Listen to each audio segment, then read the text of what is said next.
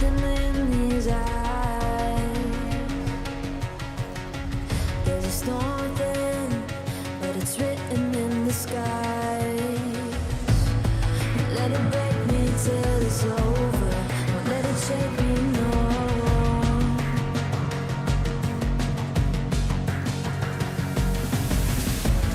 Won't let it make me go under. Won't let it make me go under. So now it's time to fly. Nothing's gonna stop me now. Nothing's gonna stop me now.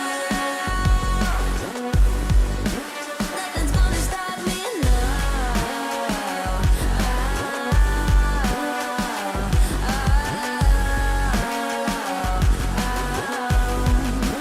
Nothing's gonna stop me. No one will ever get left behind. A million more before I've tried. Won't let it break me till it's over. Won't let it shake me, no.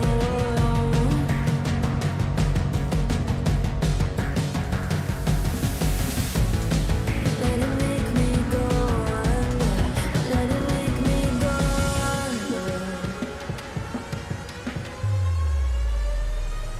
So now it's time to fly. So now it's time to fly. Nothing's gonna stop me now. Nothing's gonna stop me now. Nothing's gonna stop me now. Nothing's gonna stop me now. Nothing's gonna stop me now.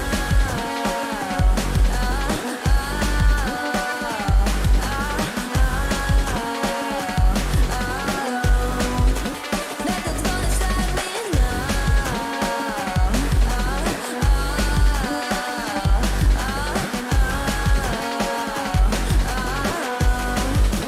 Nothing's gonna stop me now.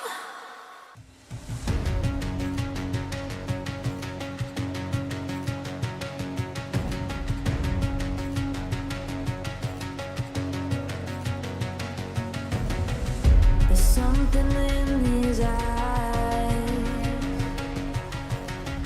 There's a storm within, but it's written in the skies. Won't let it break me till it's over. Won't let it shake me, no.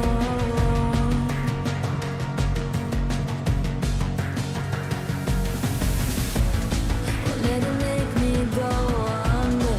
Won't let it make me go under. So now it's time to fly. Nothing's gonna stop me now. Nothing's gonna stop me now. Nothing's gonna stop me now.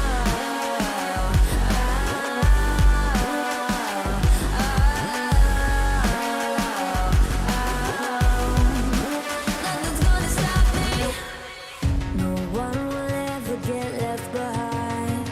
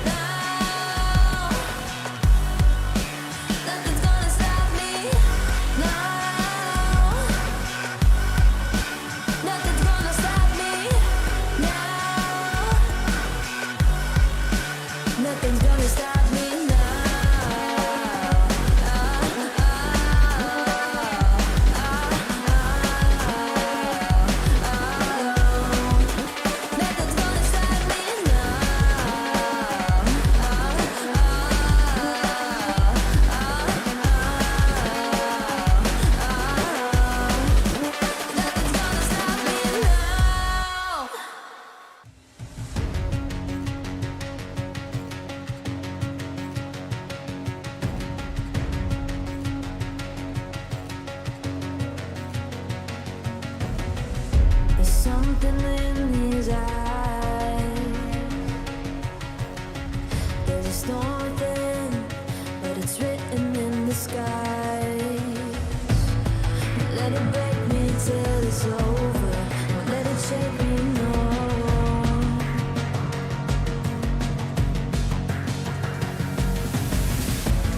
Won't let it make me go under.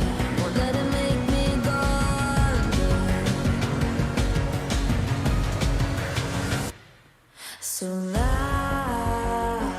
it's time to fly. Nothing's gonna stop me now. Nothing's gonna stop me now. Nothing's gonna stop me now.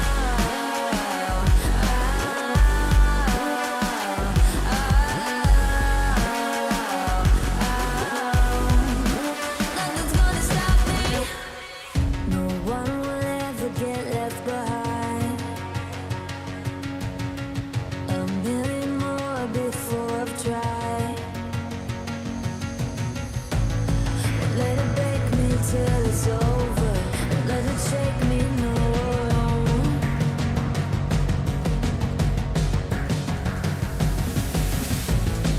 Let it make me go under. Let it make me go under. So now it's time to fly.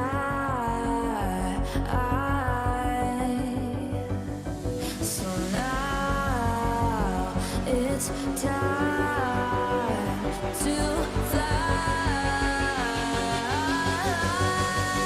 Nothing's gonna stop me now.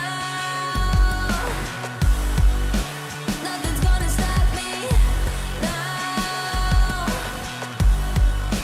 Nothing's gonna stop me now.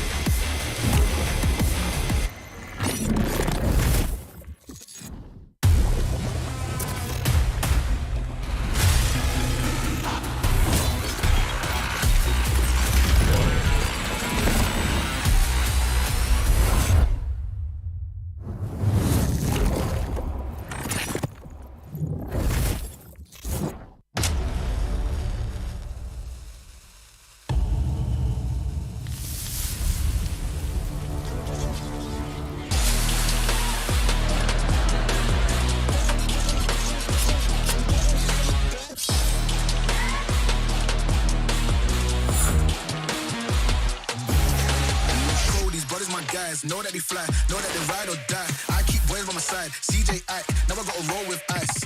No rush, go and move dumb. pushing, so I moved dumb. Peace and love turned to peace and gloves. Now you gotta do a run up. Generations caught up. Look how things will switch. People there quick. Now they wanna move out the bits. Boy, when I drove them, bitch, nah.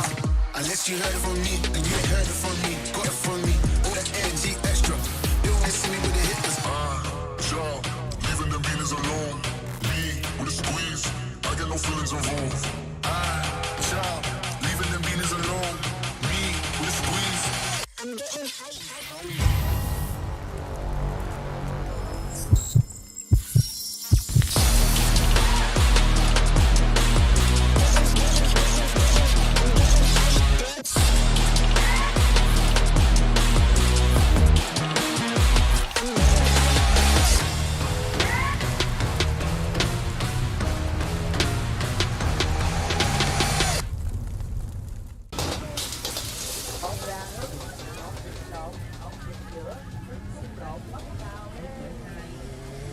cho một lẩu Thái anh ơi.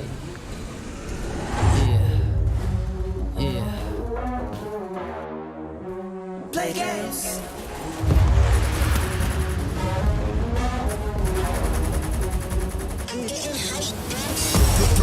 Yo, crank that volume, turn it way up. Get your weapon, get your blade out. Damage, then you gon' pay up. Yo, crank that volume, turn it way up. Get your weapon, get your blade out. Damage, then you gon' pay up. Yo, crank that volume, turn it way up. Get your weapon, get your blade out. Damage, then you gon' pay up. Play games.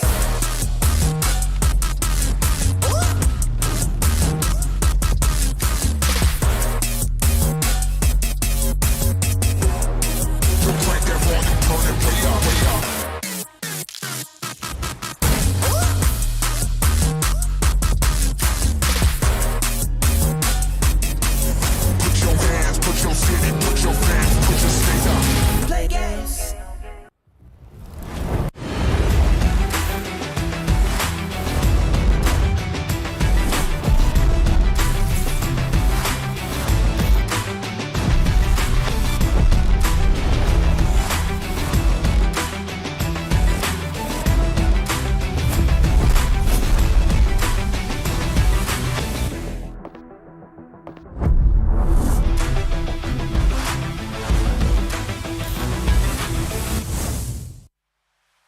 17 teams from 7 regions lit the fire within them as we kicked off the first week of the FFSI 2023 group stage.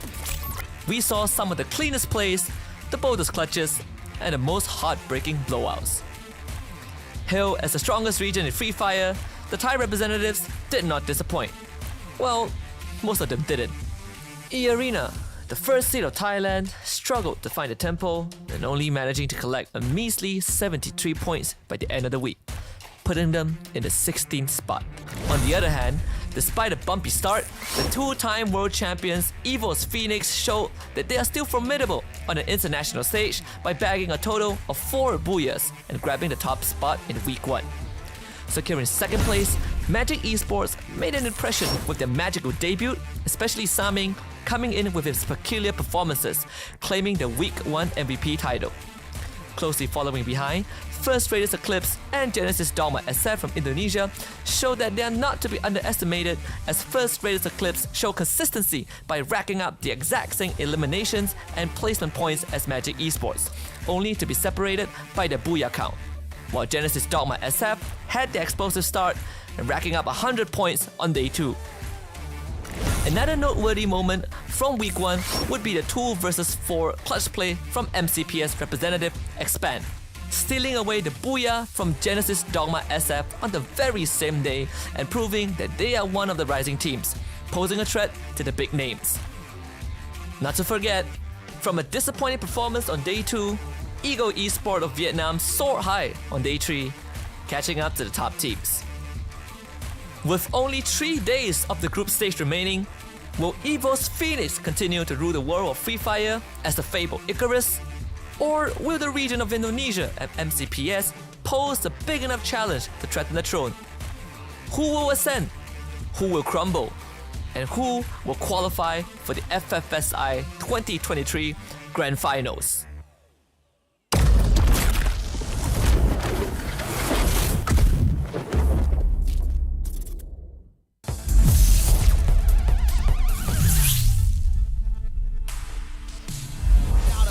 glue wall smash to the one and only 9 fan from the side of FW. Grenades. And it looks like EVOS Phoenix gonna eat a few. Here comes FW now. Nade after nade after nade after nade after nade. 9 fan manages to get God Cruise out of the equation, and EVOS Phoenix gonna...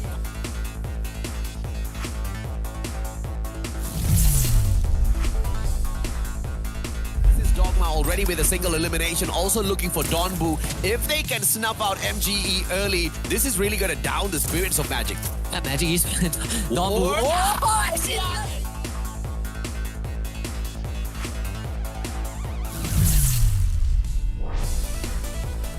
Gonna pulled out. That's gonna back him up for a little bit as he patches himself right back up. North on the other hand would back up. Start.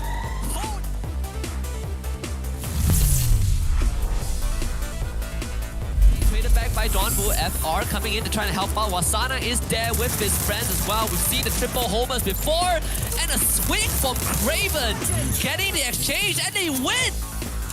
Oh my goodness, FR, what has happened?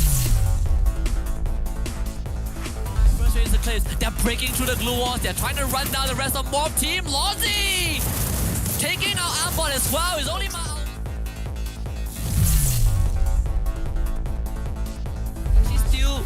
heard the truck, and that's Morgaze. He's gonna try it.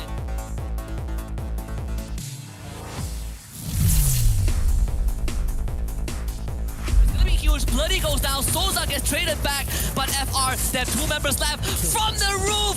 North gets yanked by the end. Throw the nade! The ice grenade, just a bit out of range. Drago is back up. North's gonna drop down from the roof, looking for Rip God, tanking the blue zone. There is an opportunity, but he's running out of time. Bloody on the ground. Gmail coming in.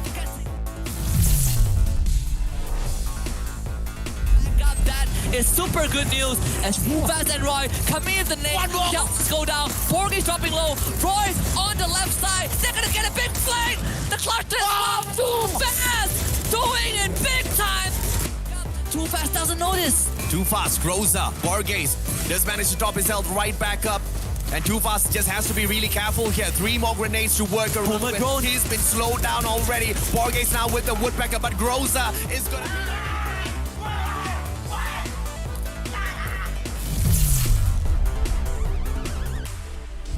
Might be able to steal that away. Get High now with support of Jonah from so far. Might have a chance against GD. Get High still has a lot of that health to work with. Even at the bonfire, just swapping these doorways. He is middle. And finally downstairs. Grenade launcher. Get out. It's like, baby, I also...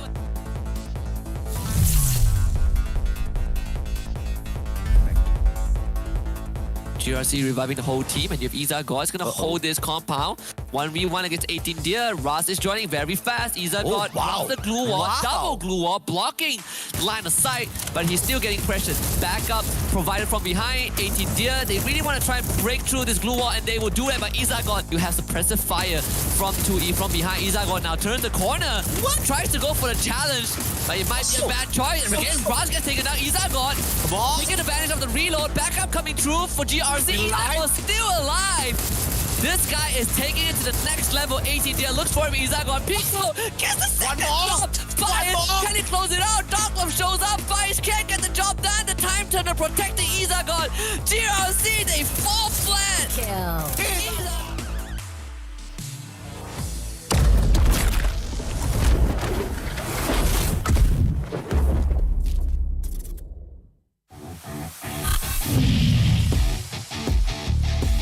สวัสดีครับผมโจนะกัปตันทีมยูฟีนิกนักสู้ที่ดีที่สุดในเกมอยู่ทีมผมนี่แหละครับผมเป็นคนชอบกินส่วนถ้าถามผมว่าชอบกินอะไรผมตอบได้เลยว่าก๋วยเตี๋ยวไก่มะระชีวิตผมสบายมากแล้วผมเล่นเกมอะไรก็เก่งแน่นอนว่าสำหรับเกมนี้ผมนำมาเพื่อชนะอยู่แล้ว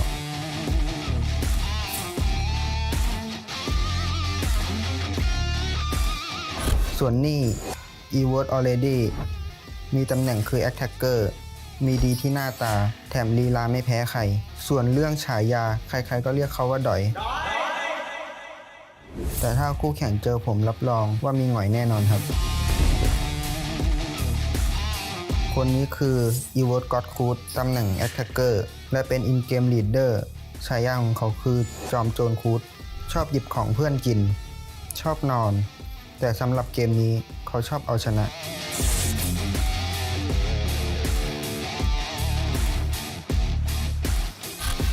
คนนี้คืออีโวตโมชิอยู่ตำแหน่งสไนเปอร์มีงานอดิเรกชอบเล่นกีตาร์ชอบท้าคู่แข่งและชนะได้ด้วยทำให้เขาได้ฉายาอุลตร้าแมน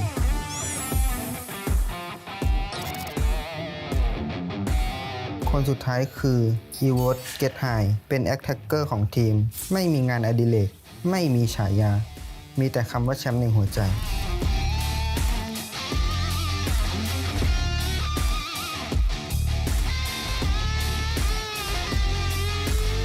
พวกเราอีโวตฟีนิกซ์ฆ่ามาก็ไม่ตายล้มก็ล้มไม่ได้เพราะนกฟีนิกซ์เกิดใหม่ได้เสมอ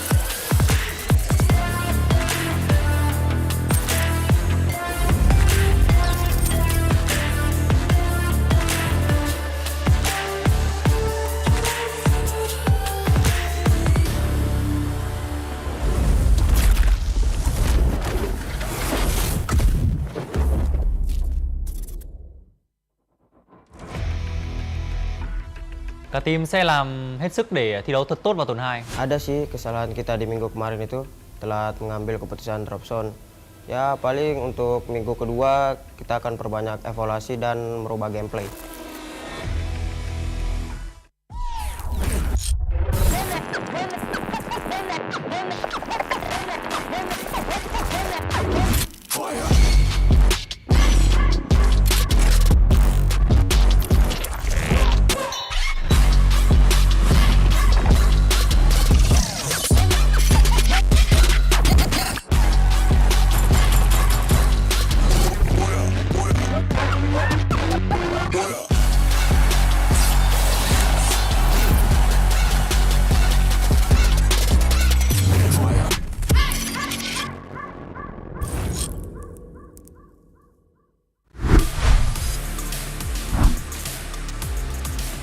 Ladies and gentlemen, boys and girls, survivors of all ages, welcome back, baby. This is the Free Fire Sea Invitationals.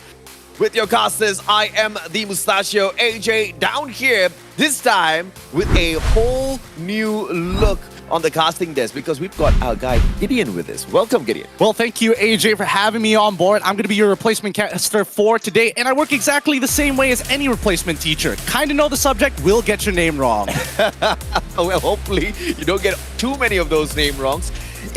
In here today, right, instead of 12 teams, we've got back to 11 teams. Yes. Unfortunately, couldn't have the presence of the Pakistan team legacy, but we still do have 5 of them who are vying for that grand finals. And today is the final day for them to do exactly that, because after today, no more group stages. 3 days of the grand finals. Yeah, I hate to say this, but this is a blessing in disguise. With one less team, there's more spaces to play, more opportunities to create for yourself on the map. And I don't know about you, but the random 6th map has got me a little excited after reading about the format. How's it been going these past few days? Has it really messed with a couple of teams? Come on. It has to mess with a couple of teams, and I think this is proven through the data that we have, right? Not all of the teams out there have proven that they have dominated and mastered each and every single one of those maps. We see very scattered booyahs coming on through. We see certain teams preferring and most definitely excelling at certain maps. PE Sports, who's not in play today, they dominated Bermuda. Out of 6 of their booyahs, they got 5 of it on Bermuda, which is absolutely insane. Speaking of which, that's exactly where we're going to be starting off the day. Game 2, we head on into Purgatory, Alpine for Game 3, Nextera for Game 4. A quick reset in terms of the maps for Game 5. And like you said, randomizer drops by for Game 6. And that's where it gets really, really scary. As you mentioned before, before, a lot of teams, some of them find success unless, of course, your EVOS Phoenix, who's been dominating the tournament thus far, still at the top of the standings. Yep. They're not too worried about anything, but Team Flash Farong as well, both having their ups and downs. Farong definitely a little bit more disappointing than others, but Team Flash has an opportunity here to try and qualify. Group A is probably the most well-balanced group in terms of where they sit on the overall leaderboard. You've got your league toppers, EVOS Phoenix, you've got Team Flash somewhere in the middle, and then you've got Farang, Alpha, and LGDS living somewhere down below. But hopefully today's the day we get to see them rise up to the top, because it's going to be their final opportunity through 6 matches. Group C, on the other hand, has Genesis Dogma SF, the #1 seed from Indonesia, that has not been super dominant within FFSI, but just like in their local circuit, we might just see them rise up to the occasion in the grand finals, like we were talking about earlier, Gideon. 12th to qualify for the finals, and then became the #1 seed. Exactly. And no, that's the important thing here, because no matter what, if you make it through the play-ins, you have that second opportunity to really show that you are everything that this tournament has been asking from you. Here's the current standings so far. Keep in mind that we're going to be playing Group A and Group C today. Yep. So hopefully, especially for Group C, where a lot of eyes are focused on, we're hoping to see the last few make it through that 12th spot and qualify for that grand finals. And Group B is not in play today, like you mentioned, and Group B has got 5 out of 6 of its teams in the top 5. #1, #2, #3, #4, #5, all the way down to Morph. They're all from Group B. They will not be participating, but at the very same time, there's no way in hell they do not make it to the grand finals. I mean, they've pretty much done whatever that needs to be done out there, and those that will be in a little bit of trouble will come from these 2 groups that are in play, Group A as well as Group C. Unfortunately, a majority of them from Group A. Honestly, not too worried about the region of Thailand. As a whole, they generally have that really sharp mechanics. You don't really know. Are they using gyro? Are they not? It's really tough, because they're so sharp, so quick with their cleanups on their fights, the way they rotate across the map, and the way that they can actually say, yes, I have the confidence. We can take out this team. And that opens up so many possibilities walking into these rings, walking into these last few circles to pick up those valuable points when you get into that last top 4, top 6. And of course, it's not just down to the mechanical skills. We have seen that the composition of each and every single team being different. I mean, you've got some of those teams, i.e. EVOS Phoenix, running the 4-man J-Beebs, and then you've got some others bringing in a triple Homer. You've got some of them who really prefer to play the Steffi as their active to get them that extra boost of defense, especially when you want to deal with so many of those snakes in the current meta. Absolutely, but the one that I'm looking out for are teams who try to go a little bit out of the box, who look to invest in, hey, I've got a dang good sniper rifle user. I'm going to give him Iris. Let's see and make magic happen. Magic Esports currently the one with the highest damage out there on the battlefield, with 123 eliminations total, followed by EVOS Phoenix. They are in your #2 spot, but they actually have got the most number of eliminations compared to any one of the other teams playing within Group A and Group C today. I mean, it's understandable. They play 4 J-Beebs sometimes, and making sure that they're reducing their overall damage is messing with other people's stats. It's great to see that teams are very willing to say, hey, instead of util, let's play together. We know that we're great fraggers. We know that we play as 4 better than anybody else, and it makes complete sense. Damage, it lives through the roof in terms of their numbers. I mean, Jonah's your Terminator, right? He's the one that you want to be pushed. I mean, he's the Terminator of the 2-time world champs. That in itself is enough said. He's the captain. He runs his mouth like he's a little choo-choo train. I love the trash talk out of Jonah. And it's not just the talk. They can walk the talk, right? That's what's amazing about this team. And of course, taking a look at the teams to look out for, EVOS Phoenix with a 43% top 3 rate on Bermuda. You gotta love it. Followed by Genesis Dogma SF alongside Magic Esports. Yep, and Bermuda, it's a default map. Everybody knows the map. Everybody knows the layout. These teams have played it for many times during their scrims, during their professional play. I'm excited to see whether they're going to pull out something new to try to cheese their way to make it into that top 12. Yeah, I echo your point as to how so many of these teams know. Cả team sẽ làm hết sức để thi đấu thật tốt vào tuần 2. Ada sih kesalahan kita di minggu kemarin itu, telat mengambil keputusan drop zone. Ya paling untuk minggu kedua kita akan perbanyak evaluasi dan merubah gameplay.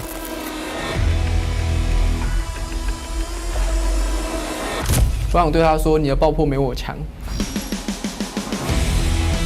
Lihat aja nanti week 2, gue bantai lu. Vâng, nè.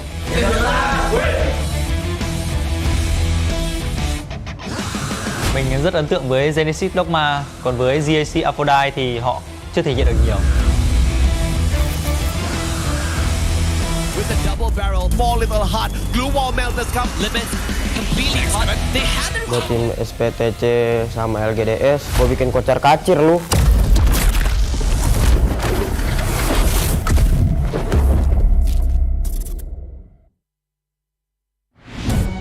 Still has 2 more to go through though. That man, too deadly. And Alpha coming up. Alpha does it.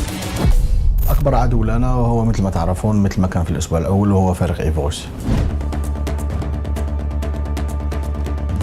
Team mình gặp nhiều lỗi cá nhân và chiến thuật chưa tốt. Chúng mình sẽ nghiên cứu chiến thuật mới. Kesalahan kita orang pada minggu pertama adalah turun berpecah-pecah dan cara kita orang mengatasinya adalah saling mengingati. Pada minggu kedua, kita orang akan tingkatkan gameplay dan mental. الأخطاء التي ارتكبها الفريق الأول وهي عدم الانسجام والتفاهم مع بعض. الفريق اللي يحتاجه هو الثقة في النفس وعدم التوتر وعدم التسرع في اتخاذ القرارات.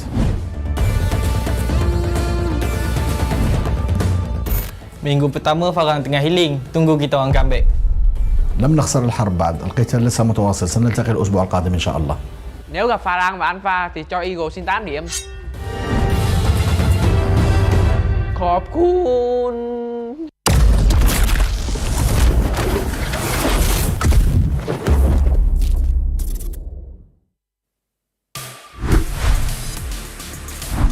Farang says they were healing in week 1 and they are all set to make that comeback in week 2. Fortunately, they're still healing, I think. Honestly, it's a very bold claim to make because considering where they're standing, well, in the overall standings, they are going to have to get at least, what, 5 booyahs plus a bunch of kills on top of that? Like, you know, the average is going to be 8 here. And if they can consistently hit that while certain teams don't perform too well, there is an opportunity. But I will say the window is pretty tight. It is very tight. I mean, we've also seen some top flight teams. I think the maximum number of points picked up within a day for any of the teams so far, the record has been set at 104. Presumably, if Farang does manage to get that done, at the moment from the bottom, they need 66 points more than the team that's currently in the 12th spot. And that team is playing today. That's true. That's true.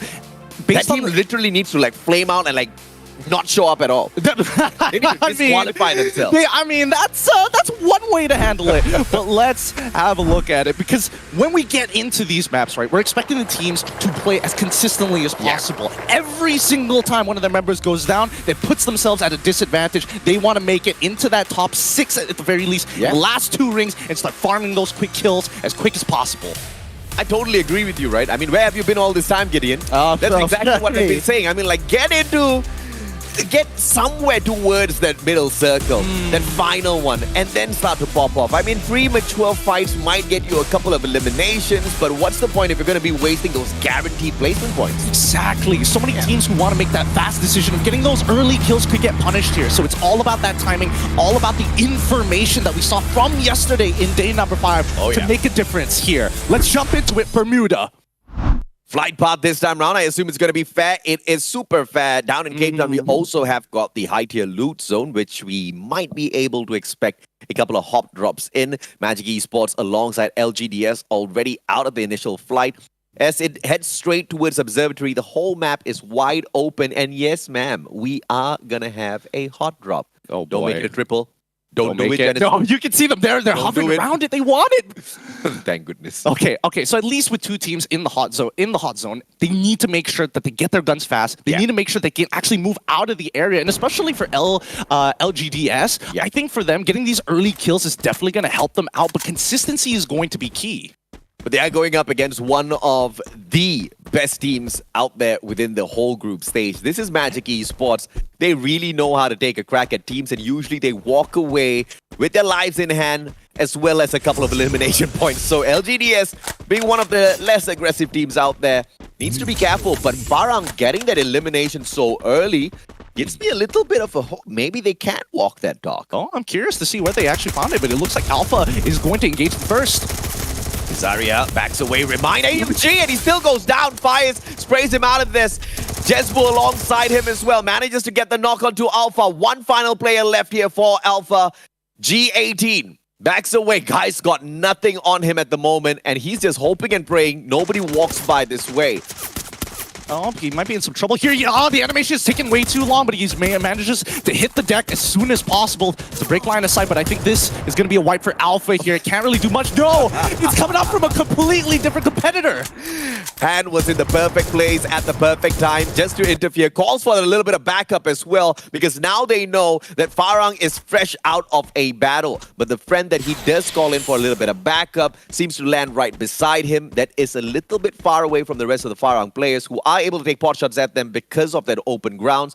But nothing of the sort happens. Neo in the perfect position to backstep them as well. Oh. I think things are gonna go down and dirty shortly, and Farang's not gonna like this. I don't think I like this either, considering that this could be a pincer maneuver. There's going to be a lot of push and pull here. That first down is going to make the difference. If they can find that trade, it would be ideal. But things are going to be starting off with the Ice Nade. They already find one.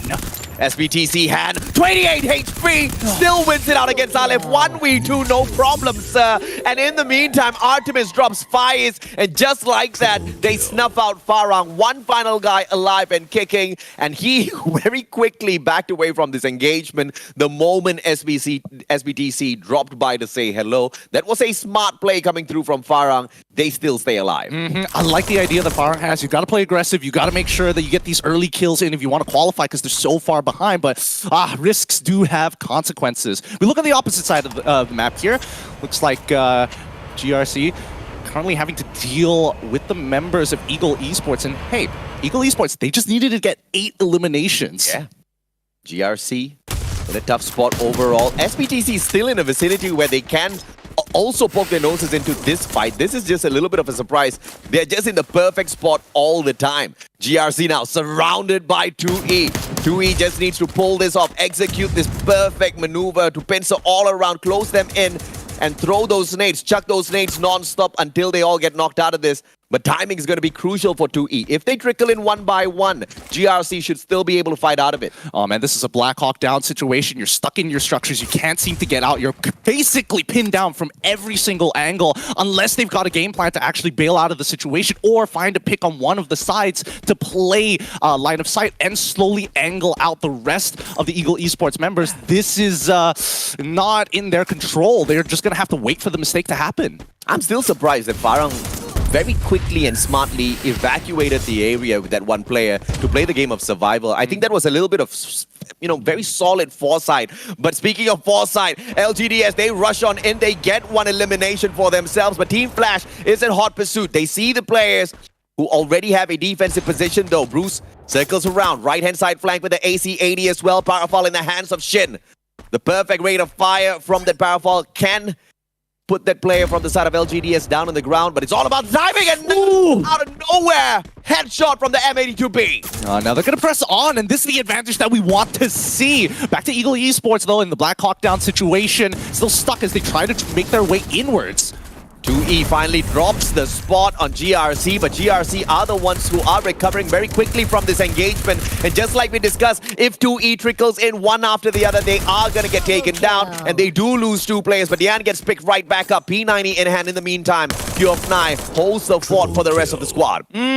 Triple kill. Nicely done by Eagle. And this is what you want to see from them. Wait, hold on. There's still members lurking about. SBTC backs away. Axel, AC-80 not connecting just yet. Car goes up in flames. Player does not get taken down. Artemis backs away. 200 HP still in hand. In the meantime, he also has managed to cut down the distance between him and the rest of his team members. He drops by. Artemis taken on too fast. M10-14 in the hands of both of those players. As Neo now backs away. Drogon gets tagged up by the Homer. Slowed down as well, but nobody's in pursuit.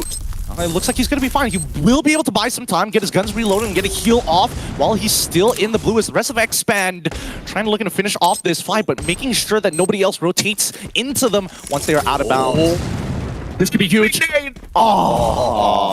Guys in a hut does not get scratched at all. Artemis M10 1887 in hand. X-Roy doesn't seem to care. Drops by, says hello. Artemis goes down, but that's by the zone. How unfortunate. They still will be able to claim that elimination point. Too fast now gets knocked down by a skill as well. And SE still fighting for their lives. This is an amazing attempt coming through from SBTC. They need to finish off this kill fast.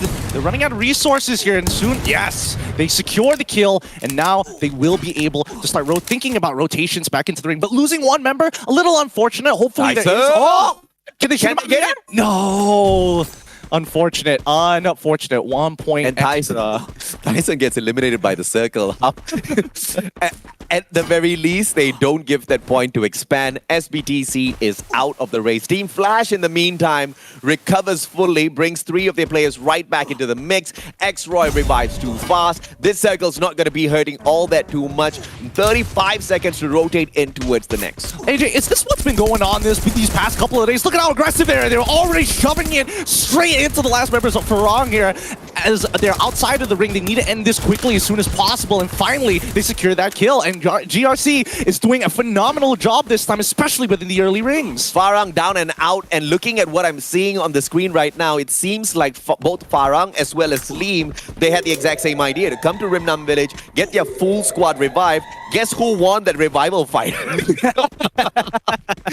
Unfortunately for Farang, their final surviving team member gets snuffed out. Good decision to back away, but they just could not continue that survival gameplay. Expand has been tagged up, and that's the main reason why they are outside of the circle. They don't want to head back in, because then that gives information to the people that did buy that tag from that vending machine, and they will be a little bit of in a rough spot, basically. They've got a huge bullseye. Look at how big that bullseye is. Yeah, that is not a position you want to be in, but hey, you know, you got to make the best of the situation. The east side of the ring seems to be covered by EVOS Phoenix, and I don't know, once you kind of figure out it's EVOS Phoenix, do you really want to push from that side?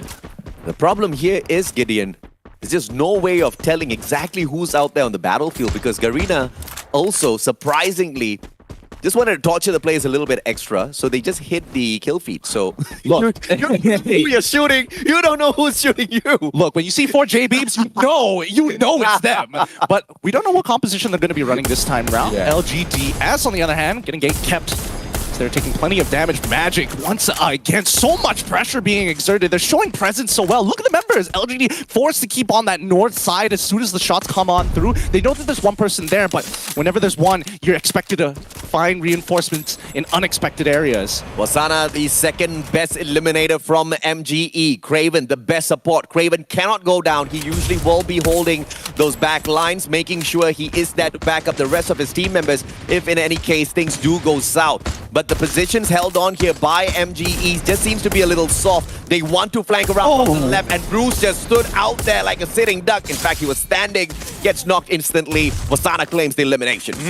Even with a sniper rifle, still willing to sneak their way up, find that off angle with the help of the low ground. And now they can finish this off. They've got the man advantage. Good nade. Wasana backs away. M87 drops the Steffi real quick. No nade response will come through. And Donbu does get that god nade out of nowhere.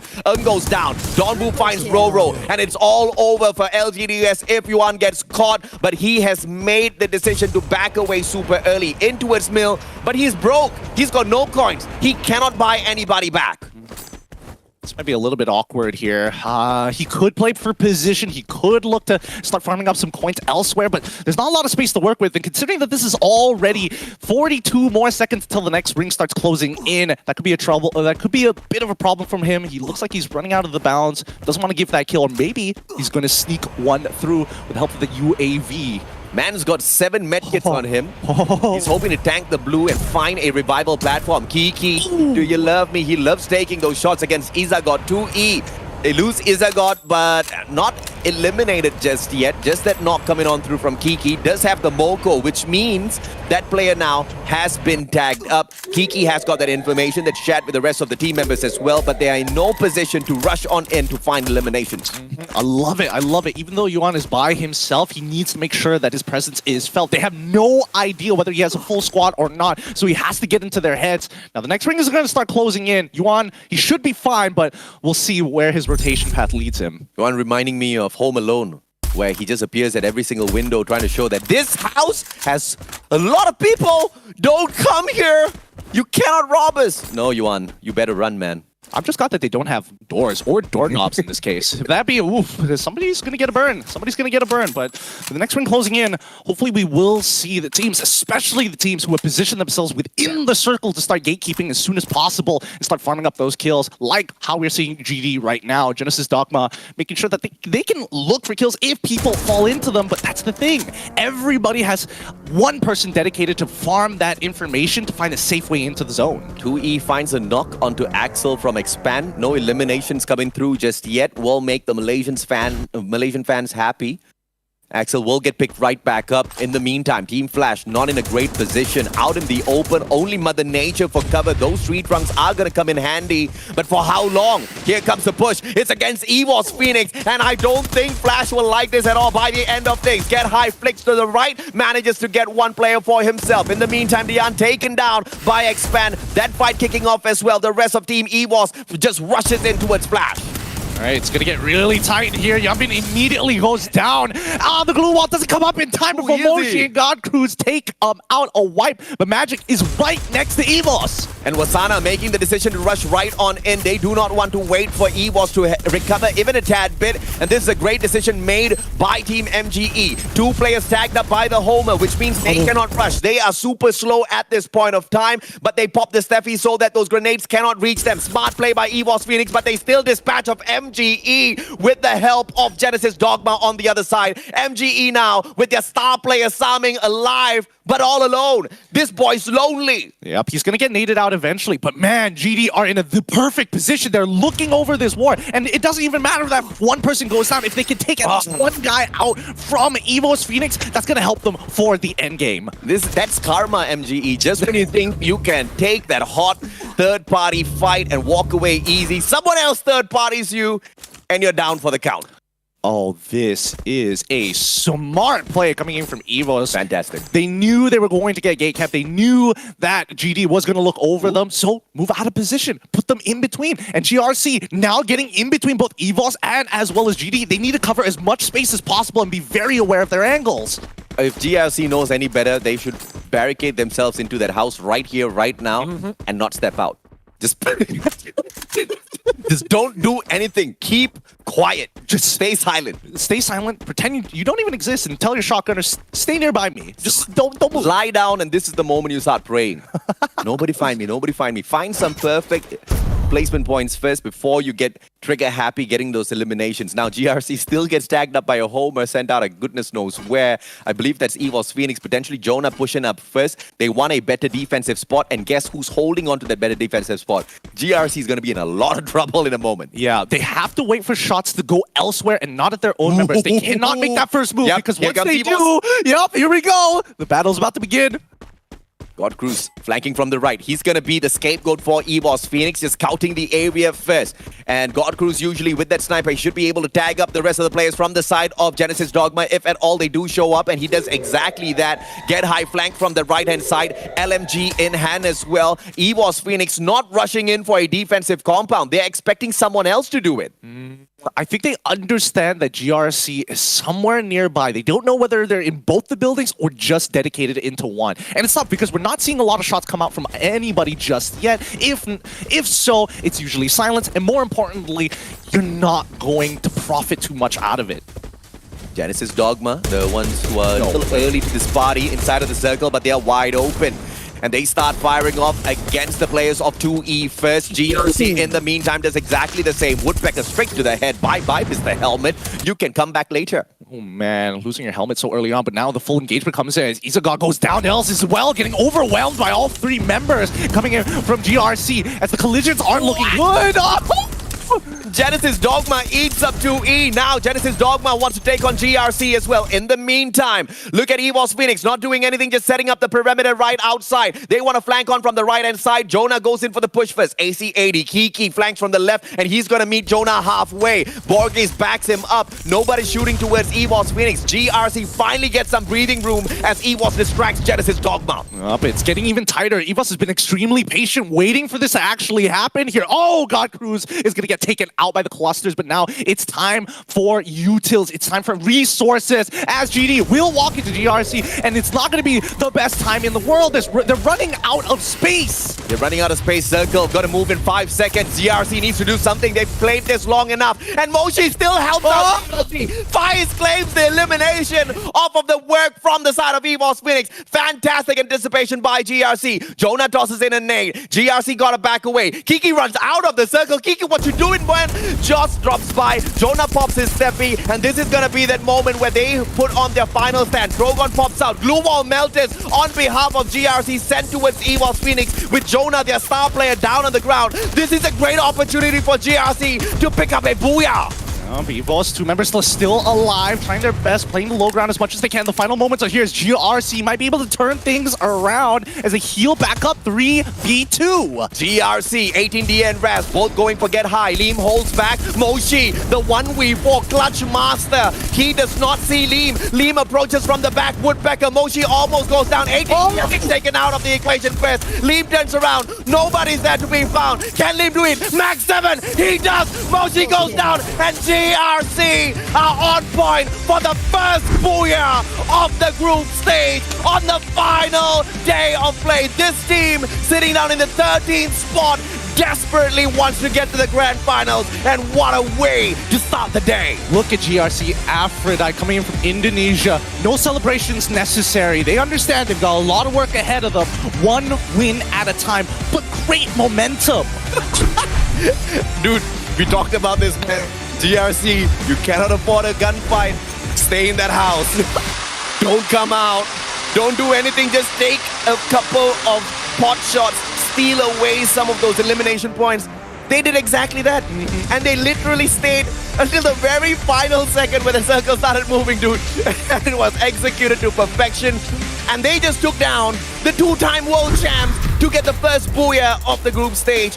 That's what you need to boost up your momentum, your confidence for the final day. Exactly. And you know, GRC, as patient as they were towards that end, I thought that EVOS was making the right call, being even more patient than any one of the teams in that last circle of the top 4 of those squads. Because whoever engages first, everybody is going to start collapsing into them. Everyone suddenly becomes collateral damage. Yeah.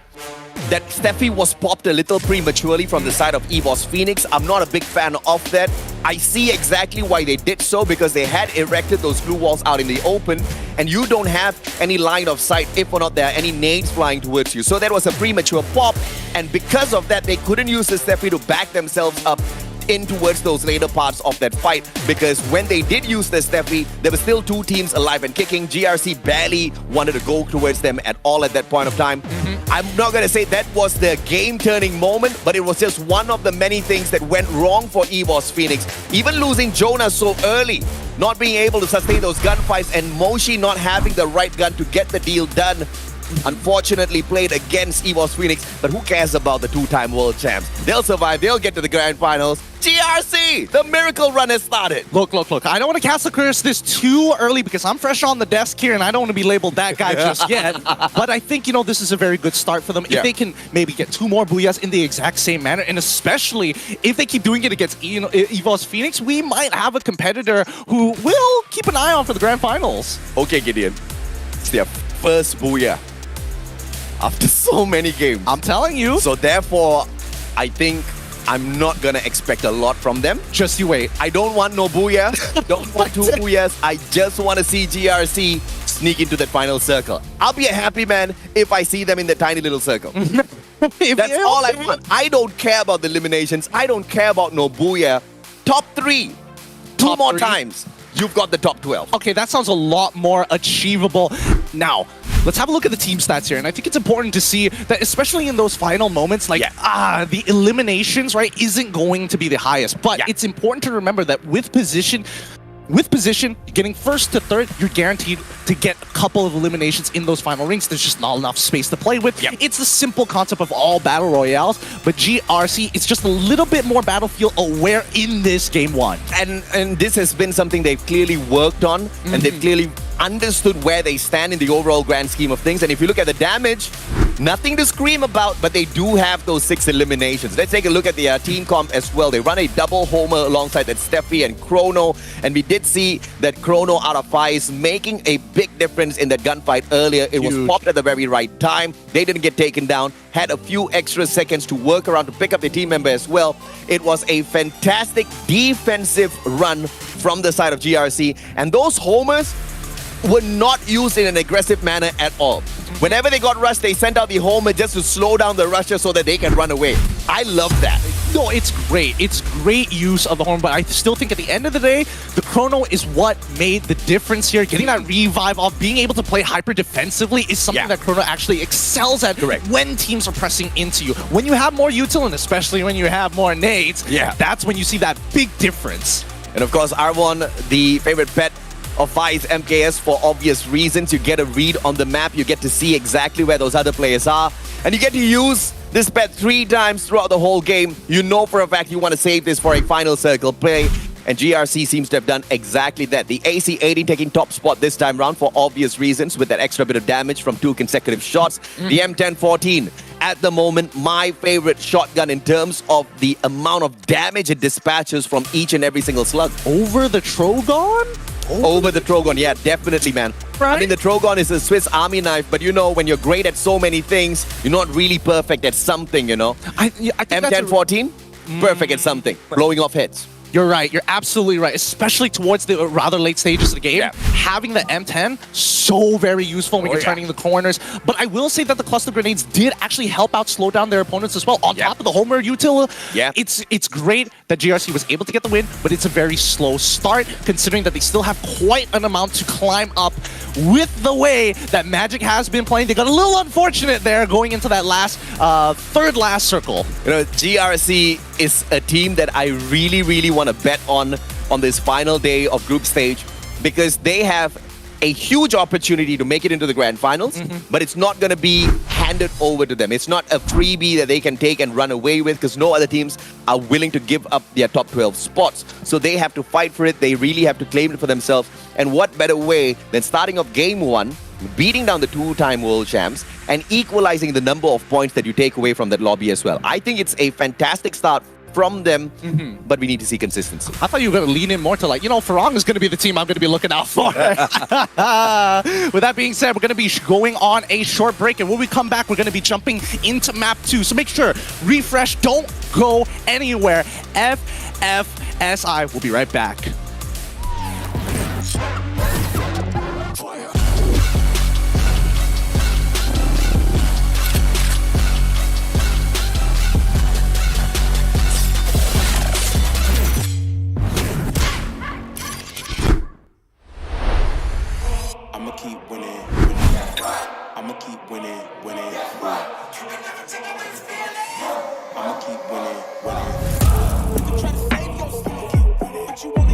Đây là lần đầu tiên Eagle Esports bước ra trên trường quốc tế.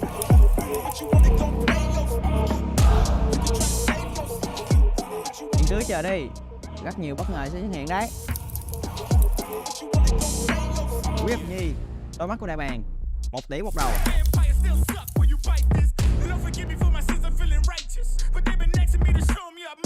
Điểm mạnh của mình là thấy đối thủ nào cũng yếu.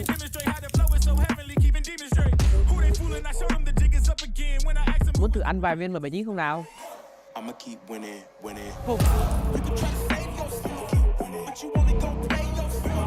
Nhào hết vô đây, Iya gót không ngán một ai. Tại bàn sa mạc, đến bay cao, tổ chức vô địch.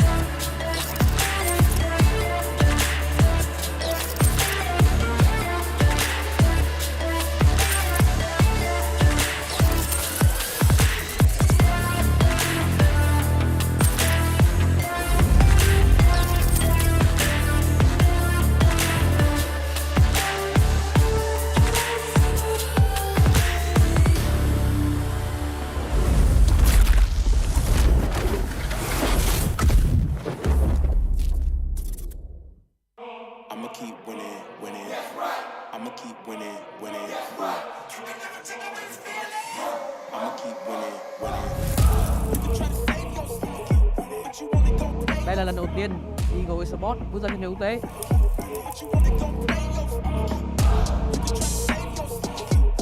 Những thứ chờ đây, rất nhiều bất ngờ sẽ xuất hiện đấy. Quyết Nhi, đôi mắt của đại bàng, 1 tỷ một đầu.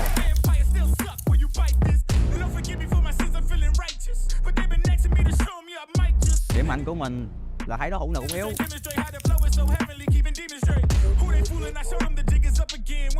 Muốn thử ăn vài viên vào 79 không nào? I'ma keep winning, winning. Nhào hết vô đây, Iagot không ngán một ai. Tại bàn sa mạc, em bay cao, tổ chức vô địch.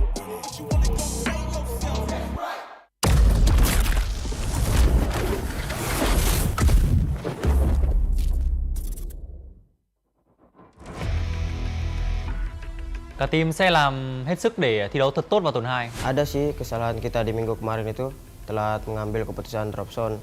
Ya paling untuk minggu kedua kita akan perbanyak evaluasi dan merubah gameplay.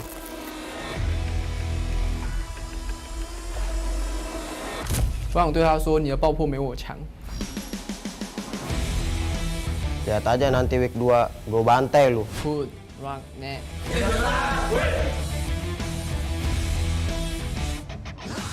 Mình rất ấn tượng với Genesis Dogma, còn với GAC Aphrodite thì họ chưa thể hiện được nhiều. With the double barrel, 4 little hot, glue wall melters come, limits completely hot. They haven't. Gue tim SPTC sama LGDS, gue bikin kocar kacir lu.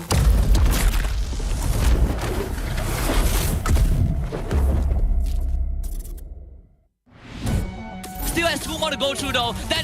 That is too deadly. And Alpha going up. Alpha does it. أكبر عدو لنا وهو مثل ما تعرفون مثل ما كان في الأسبوع الأول وهو فريق إيفوس. Team mình gặp nhiều lỗi cá nhân và chiến thuật chưa tốt. Chúng mình sẽ nghiên cứu chiến thuật mới. Kesalahan kita orang pada minggu pertama adalah turun berpecah-pecah dan cara kita orang mengatasinya adalah saling mengingati. Pada minggu kedua, kita orang akan tingkatkan gameplay dan mental. الأخطاء التي ارتكبها الفريق الأول وهي عدم الانسجام والتفاهم مع بعض. الفريق اللي يحتاجه هو الثقة في النفس وعدم التوتر وعدم التسرع في اتخاذ القرارات.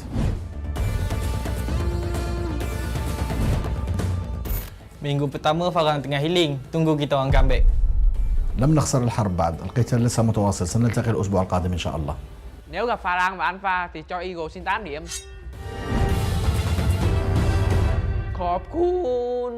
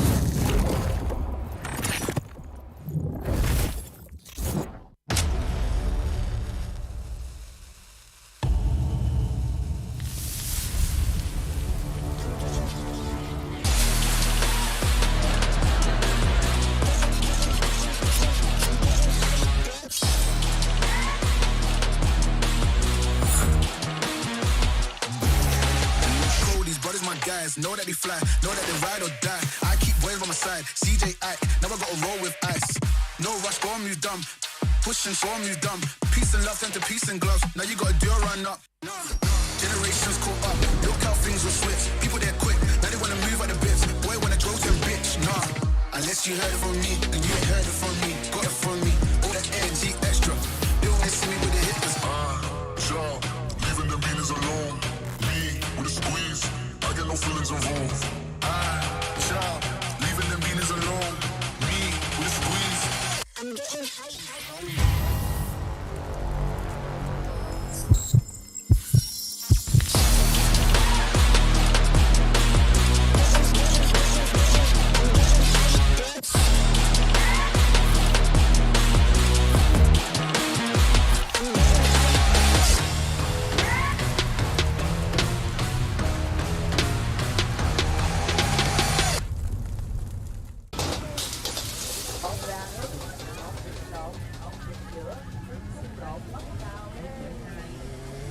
Cho một lẩu Thái anh ơi.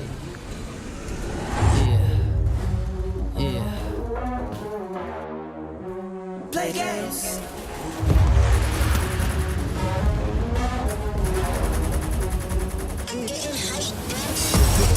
Yo, crank that volume, turn it way up. Get your weapon, get your blade out. Damage, then you gon' pay up. Yo, crank that volume, turn it way up. Get your weapon, get your blade out. Damage, then you gon' pay up. Yo, crank that volume, turn it way up. Get your weapon, get your blade out. Damage, then you gon' pay up. Play games.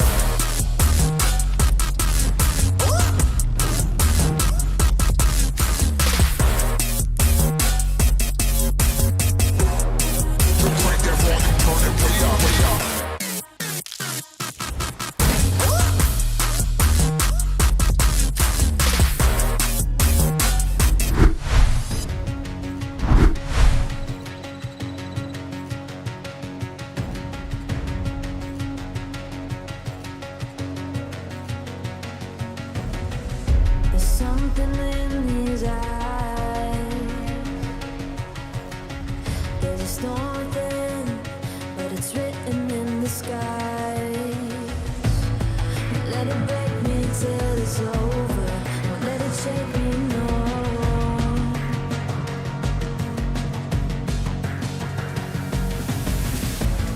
Won't let it make me go under. Won't let it make me go under. So now it's time to fly. Nothing's gonna stop me now. Nothing's gonna stop me now. Nothing's gonna stop me now.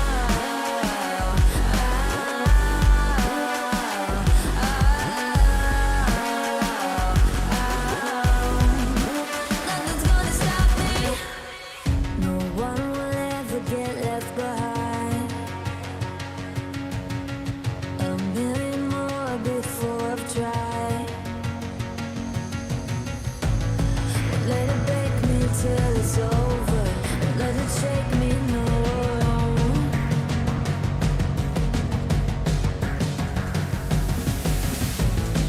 Let it make me go under. Let it make me go under. So now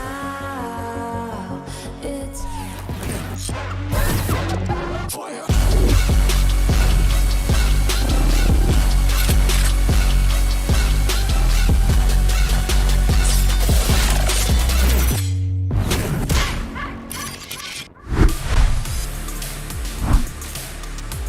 Welcome back, everybody, to the Free Fire Southeast Asian Invitationals. Map number 2, Purgatory, is about to start on its way. Hopefully, you guys are refreshed and excited. My name is going to be getting to your replacement caster for today with the Mustachio AJ, the one who's leading the way with the play-by-plays. Mustachio, now, we did have a bit of a tech issue there with LGD, and now they're bringing in their sub-player this time around to hopefully change the outcome of map number 2.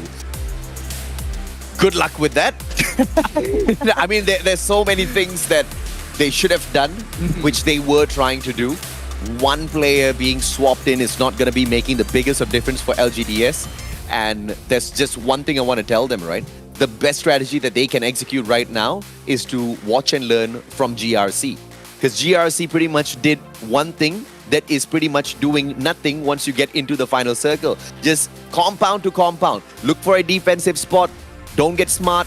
Don't get trigger happy. Just stay quiet. Because at this point of time, you just need to pick up some solid, consistent points to squeeze into the top 12. Yeah.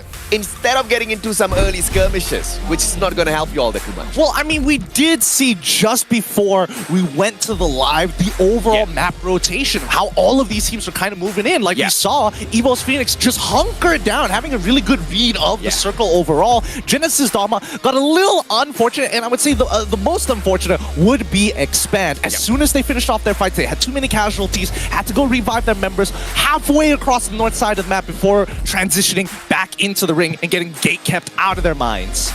That's the unfortunate RNG just sticking its nose into a battle royale as usual. As you try to rotate from compound to compound, you just don't know exactly what the map holds for you. I'm not talking about some monsters under some swamp. I'm just talking about teams who might just be looking for a safe haven of their own, who happen to see some food running around the map. I'm gonna eat that food. Look, just like Free Fire, it's like an onion. It's got layers to it. There's so many different ways that you can look at it. But to me, based off of map number 1, we can tell these early fights are really costing these teams time. And time is so precious, especially since those last 3 circles are going to be the most vital in picking up those kills, gatekeeping your opponents, and setting themselves up for that final circle. But once again, LGDS, they're gonna have to get really sweaty here against GD. Yeah, at this point, I don't want to see them sweaty. I just want to see them take that drop, grab a gun, run for your lives. But the problem here is, where do you run? Because when you drop towards this island here at the bottom side of your map, there's just 2 places you can run into, right? Especially when you're at Lumber Mill. Either you want to go to Fire Brigade, or you want to move up onto campsite. You want to move up into campsite, you got to get a vehicle if you're lucky, or take that zip line. Zip line's going to leave you out in the open. Alpha's going to take pot shots at you. Genesis Dogma's going to take pot shots at you. You move to Fire Brigade, you're going to see Team Flash. So LGDS got a little hungry for this high-tier loot zone. They better make the best of it. They've got to profit off of this, and you can see that at least 2 of their members are going to start backing out to the back of the compound, while the rest 2 up close, who already have the guns, are going to start sniffing out the area. They knew another team, and in this case, Genesis Dogma did land in the same zone. These early fights may not be necessary for them. They could back out, but also take into consideration that this island, relatively small, it's not Moat House, of course, but there are other teams lingering on the west side. This is what I meant for LGS to not do, right? Not go to anywhere where you're going to potentially see another team. High-tier loot zone, that's a team magnet. Everybody wants a little bit of high-tier loot. And if you're a team that's not going to be able to sustain some big, dragged-out fights, just don't go towards there. LGDS might have just made a big mistake, but with a very early departure of 2 out of 4 players from that compound, it's going to give them a little bit of room to survive. But to what ends? To what means, right? Because they will have to kind of re-loot this whole thing all over again. They've wasted precious minutes that they could have used. Absolutely. And I think, LGDS are taking a very smart approach. However, Bruce is really pushed up far. If he gets caught out, he's just going to have to depend on the rest of his members for the revive. Wow. Alpha taking out Don Boo from Magic Esports. This is usually not the kind of gunfight that Alpha comes up on top of. Remind! Gets a god nade out of nowhere onto Saming. Wasana buys Don Boo back, but the man's broke. He cannot afford Saming. That's so unfortunate. He looked to his right for half a second, didn't see the nade just go right over his head and landing right on top of him. This is the zipline problem I was talking about. Farang, for some reason, thought it would be a fantastic idea to use the zipline at the free Fire Sea Invitationals. Yep. It's not a fantastic idea. Fire is all alone, has got the SMG, flicks it out, is a god. Jempal down, Fire super low, Farang out in 11th spot, and the curse continues.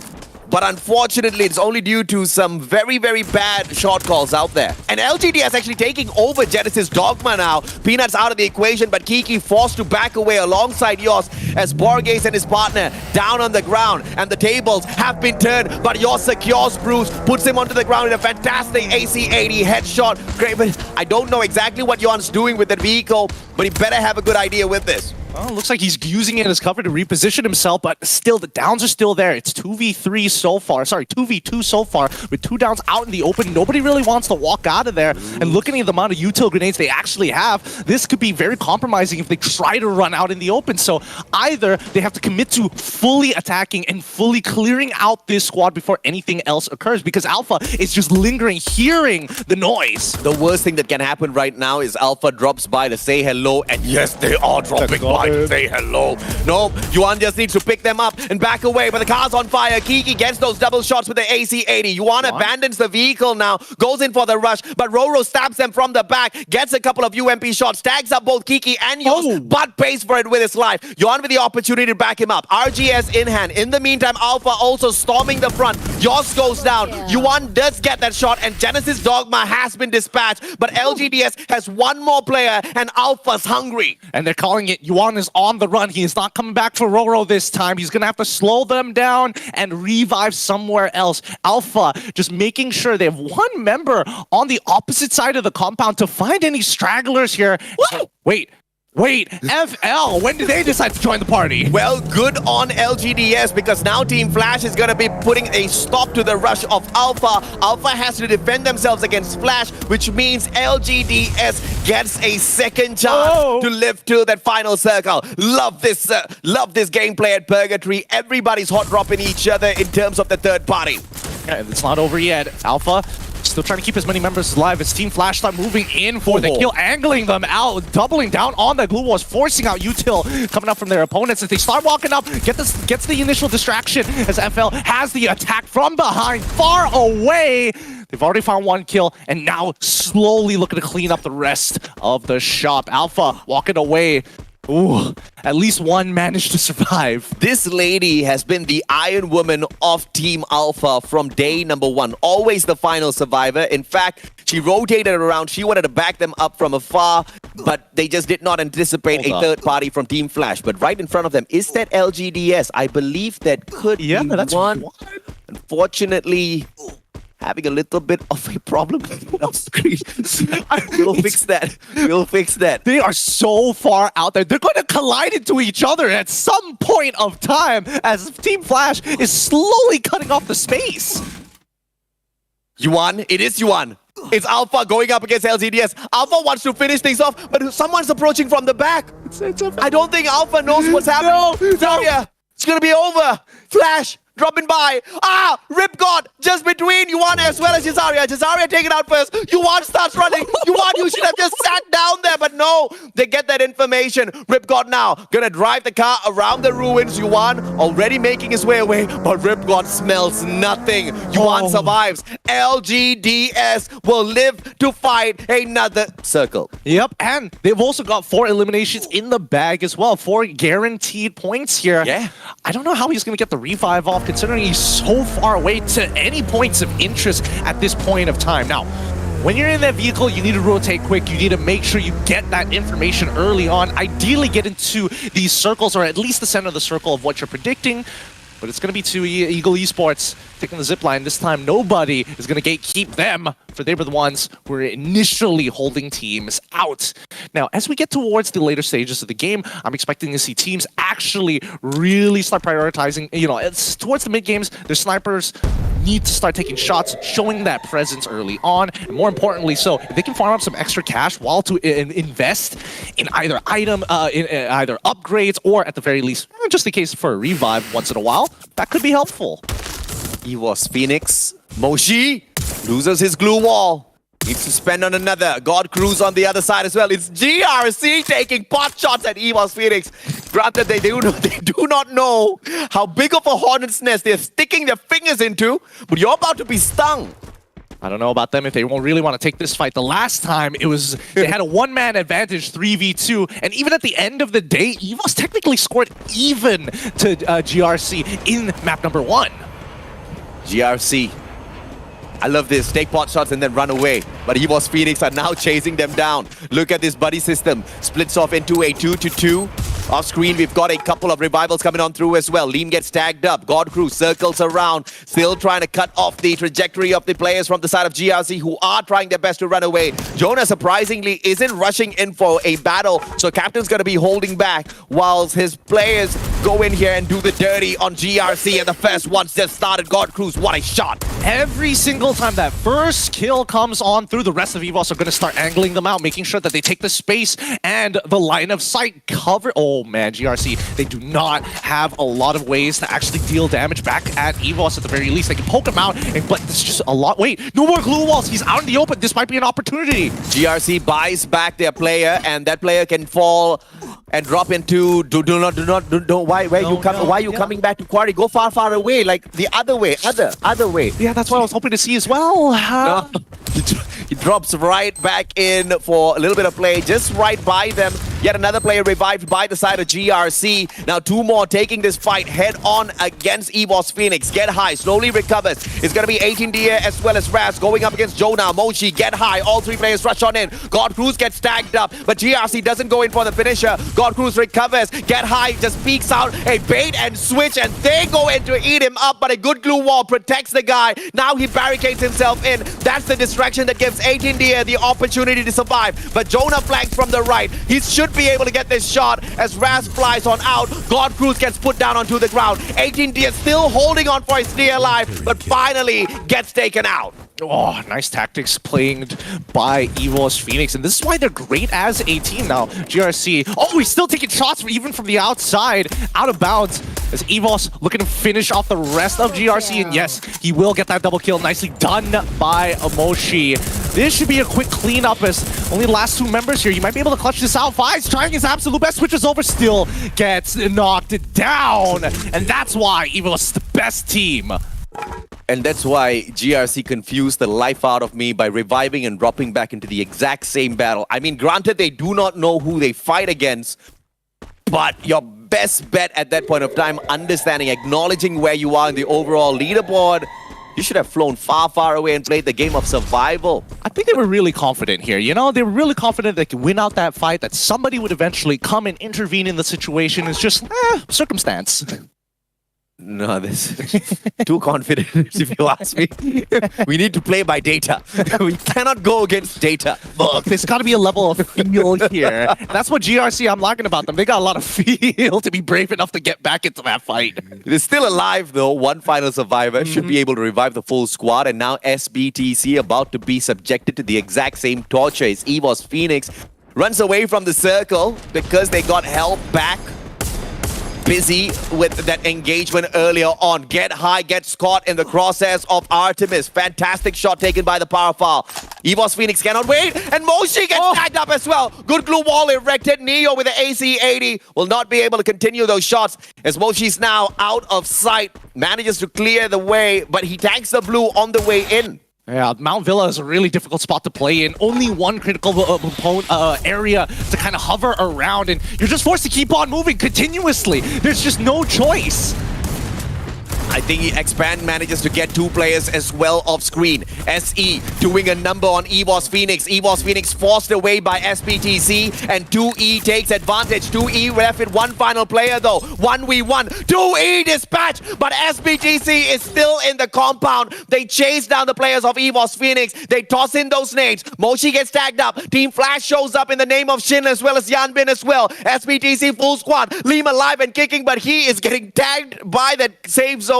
And Moshi just cannot do anything except patch himself up bit by bit. This is the end for EVOS Phoenix, but GRC actually gets taken out by the circle first. Oh boy, that's really unfortunate. And here he goes. Artemis trying to get that charge off in time. Doesn't connect and gets punished for it. Moshi still has it. The sawed-off feels good. I mean, it's Moshi, man. It's the clutch god out of EVOS Phoenix. Artemis down on the ground. Moshi looking for more. The only way to take this guy on is put him into a 1v3 back to back. But Craven now shows up. Moshi takes out yet another player in the name of Artemis, but at the end, he still goes down as Hand shows up. SBTC has got an opportunity as Tyson gets evacuated.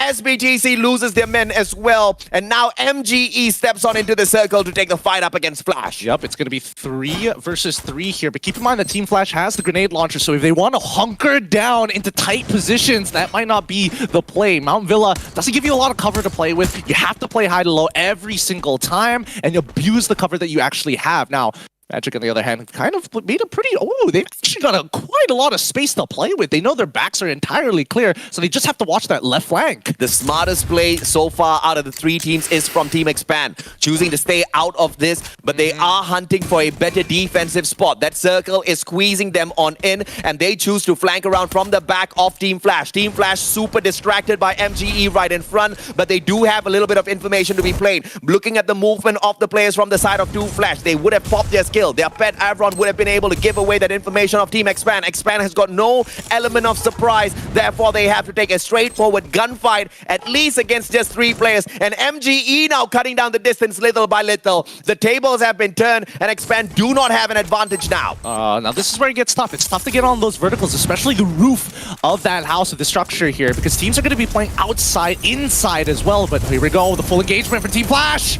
Team Flash Shin drops by, has got the grenade launcher. M1014. Drogon pops off as well. X-Roy dispatch. Too Fast response. Has got an opportunity to flush out Yanbin. Yanbin down on the ground. Too Fast once again steps on out. M1014 from the side of Rip God. Too Fast is taken out. And one final player from the side of Expand can no longer stand up against them. And now MGE gets to continue what they started. But Team Flash still with the advantage by men. One extra player out there with 14 eliminations in hand. Team Flash having a good run in Purgatory. Holy cow, Expand had 2 grenade launchers there, but unfortunately for them, they got rushed just way too quick. They wide swung it, hoping they would have a little bit of distance, but just get shotgun in the face as 3 members that said hi to greet them. And now, this is going to be great for at least Magic Esports as they slowly start taking the space, playing low to high. Magic Esports manages to nail one from afar. No more man advantage from the side of Flash. One more player really down on HP already. MGE looking super healthy. They circle around, forcing Team Flash to drop away behind those glue walls. Shin erects one from the left-hand side. Ripgod splits off towards the right. Has got the katana in hand. Can't do much with it. Going up against Saming with an AWM in hand. Wasana throws in a nade. Glue wall melters breaks down the defenses of Team Flash. Team Flash can't do much out there at all. But Wasana, now comes the glue wall melters from Team Flash. Very well timed, but they both step out of those glue wall centers, and Ripgod backs away, leaving Bloody to deal with this fight all on his own. They can hold the line. They need to hold the line. The left side flank is exposed, and Shin wants to take advantage of it as the rest of FL is slowly covering and trying to take out Craven, keeping him in spot, but it's all looking good. High-low doesn't seem to be very ideal as Team Flash still dragging this on. Don't have the shotguns to actually make it work,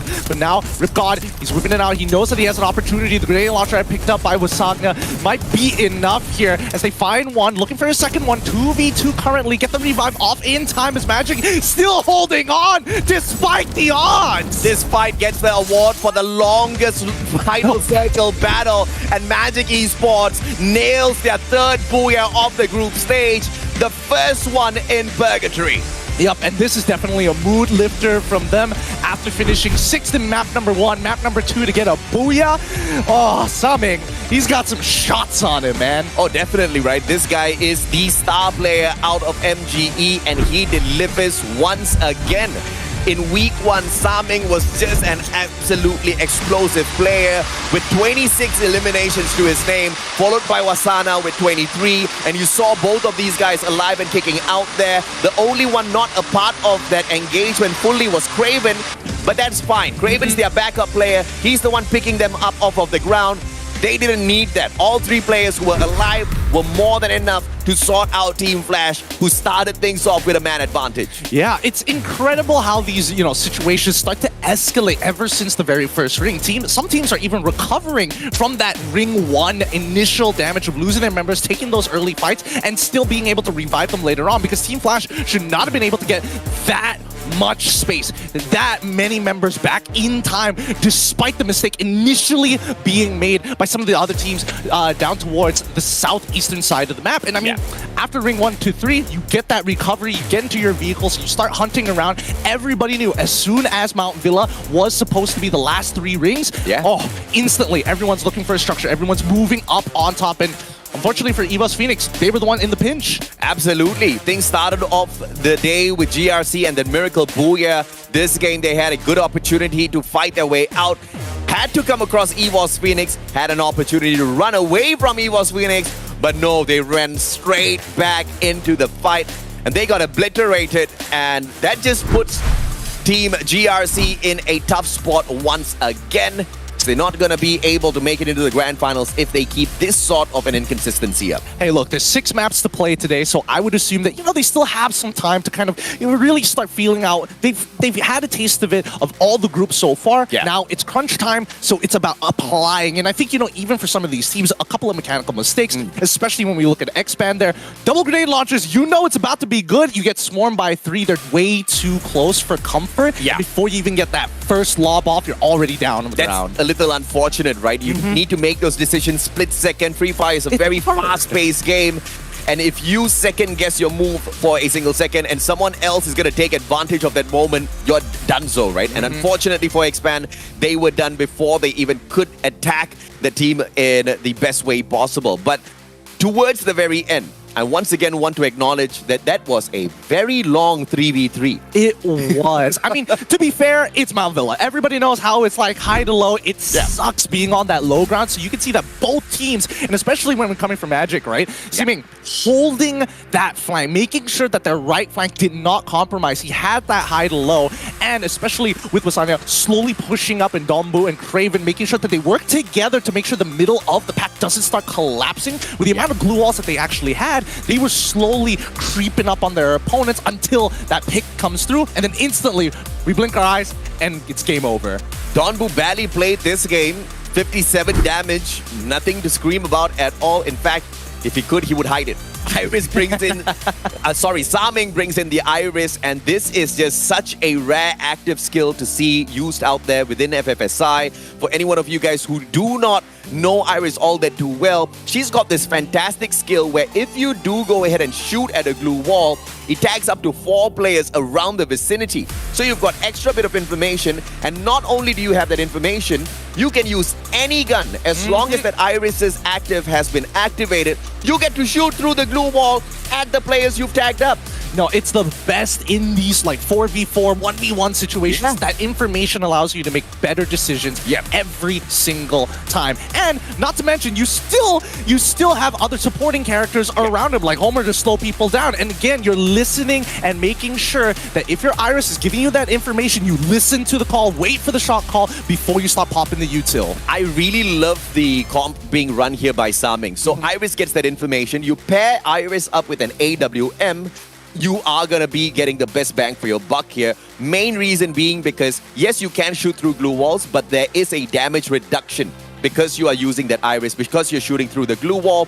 But Raphael, he makes you bleed out 90% faster. That practically means if he does get a knock with that sniper, you're not going to get picked up. You're done for at that point of time. And that really shows in terms of his eliminations. 4 eliminations, the best out of his team. And in fact, all throughout the group stage so far, Saming has been the star player of MGE because of that setup. He knows how to escalate a situation. He knows how to make sure you feel that pressure. And especially with passes like you mentioned just now, as soon as he gets that pick, instantly your team, you either have to have somebody conveniently there or have a lot of commitment to pick up your team member that gets down almost instantaneously and will bleed out extremely fast. So I think for Saming, it fits his playstyle, it fits how the team is working so far. And I think if they keep on working, if they keep up with this, they should be able to get a good amount of points before the end, before the day ends overall. If they can get, at least 2 more Booyahs, they'll be in a more secured spot than they were before. I mean, at this point, there's no way they don't make it to the grand finals. I think MGE can even sit out the next few matches. They still will not lose their spot in the grand finals. But it's not about that. It's all about testing your best against some of the best within your group so far. And you've got the 2-time world champs. So the probability of giving your best, getting into that final circle, and then meeting the 2-time world champs and having that little skirmish is going to get you really prepared for the grand finals. Because I mean, EVOS Phoenix, let's talk about this. They're a pain to deal with. They really are. They really are. Whether it's 4 members or just one. Yeah. that's when it hurts the most. And especially when you're in a winning situation, like, one more guy, he knocks down 2 of yours, and now you're at a disadvantage when the third party starts walking in. Doesn't feel great. You know you're going up against a strong team when the backup player is known as the clutch god of Free Fire. The guy who stays away from a lot of these engagements as if he just does not like violence. He's the guy that takes on 4 players, full squad, all on his own, and most of the time walks away without, a couple of scratches. He gets battered, bruised just a tad bit. But the skills of this one and only Moshi is just so admirable, right? We saw this as EVOS Phoenix tried to run away. The players were getting tagged up one after the other. They ran into 2E. 2E dispatched 2 more players, and you were left with just Moshi. Backs away into a small little hut. Ice grenades being tossed at him. Glue wall melters being tossed at him. Grenades being tossed at him. Guy does nothing. Just uses the medkit and he says, I will wait. I will ramble this out. And he still manages to get 2 knocks. Look, the man is Rock Lee. The rest of his teammates are just the weight trading. As soon as it's gone, he's ready to power up and throw down. I know, right? And there were 3 teams aiming to take him out of the equation at of time. Ridiculous. It's tough. It's really tough, but this has been exciting stuff for the final day here.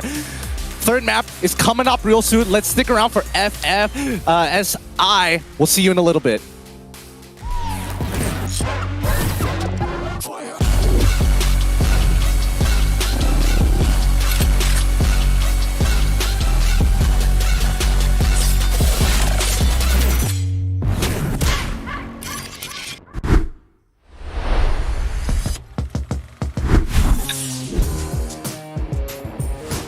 สวัสดีครับผมเมจิกดนบูกัปตันทีมเมจิกอีสปอร์ตตำแหน่งซัพพอร์ตความสามารถพิเศษสามารถข่มเพื่อนทุกคนในทีมและผมพร้อมจะข่มพวกคุณจำไว้ไอจะขยี้ยูให้แหลกถ้าถามถึงชีวิตส่วนตัวผมก็ดีนะแล้วผมพร้อมจะซัดพวกคุณให้ยับเลยส่วนนี้คือเมจิกคาเว่นถือตำแหน่งชาร์เจอร์และแอคแท็กเกอร์ในคนเดียวกันมันมีงานไอเล็กคือชอบไปเที่ยวมีฉายาสุดเฟี้ยวคือสุนทรภู่ชอบแต่งเรื่องแต่เล่นเกมเก่งนะครับผมจะบอกให้และคนถัดไปคือเมจิกวัสนาเป็นทั้งชาร์เจอร์และแอคแท็กเกอร์เหมือนกันไอหมอนี่เป็นคนติดแฟนแบบรักแฟนที่สุดในโลกชอบพร่ำเพ้อพรรณนาถึงแฟนจนต้องตั้งฉายาให้มันว่านักกวีส่วนไอหมอนี่ก็คือเมจิกสมิงอยู่ตำแหน่งสไนเปอร์งานไอเล็กของเขาคือการสักลายถ้าไม่อยากตายก็เข้ามาแต่ฉายาน่ารักนะเรียกได้ว่าสมิงโก้ส่วนคนสุดท้ายคือเมจิกเอ็กซิสตำแหน่งซัพพอร์ตแอคแท็กเกอร์มีงานไอเล็กชอบขายของช่วยพ่อแม่ฉายานักกวีดีเด่นแถมแต่งเรื่องเก่งกว่าคาเว่นทั้งยังเล่นเกมแมตช์นี้ได้เก่งกว่าใครเขาพร้อมจะชนทุกคนทุกสนาม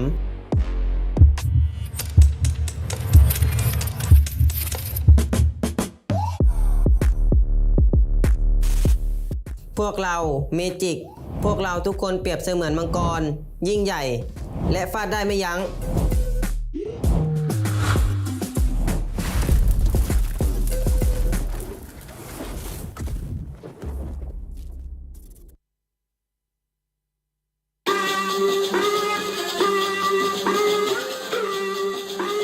Là đại diện mạnh nhất của Việt Nam tại FFSI. Team Flash không sợ bất kỳ một đối thủ nào.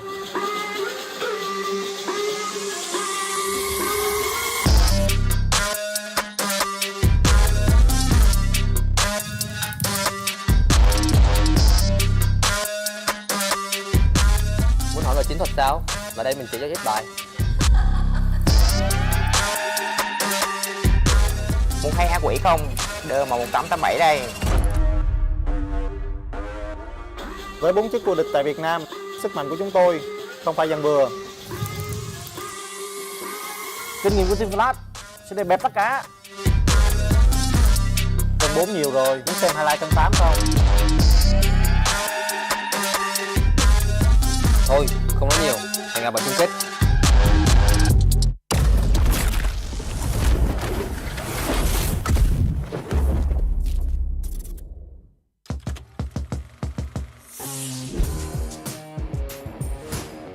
ครับ ผมเมจิกดนบูกับตันทีมเมจิกอีสปอร์ตตำแหน่งซับพอร์ตความสามารถพิเศษสามารถข่มเพื่อนทุกคนในทีมและผมพร้อมจะข่มพวกคุณจำไว้ไอจะขยี้ยูให้แหลก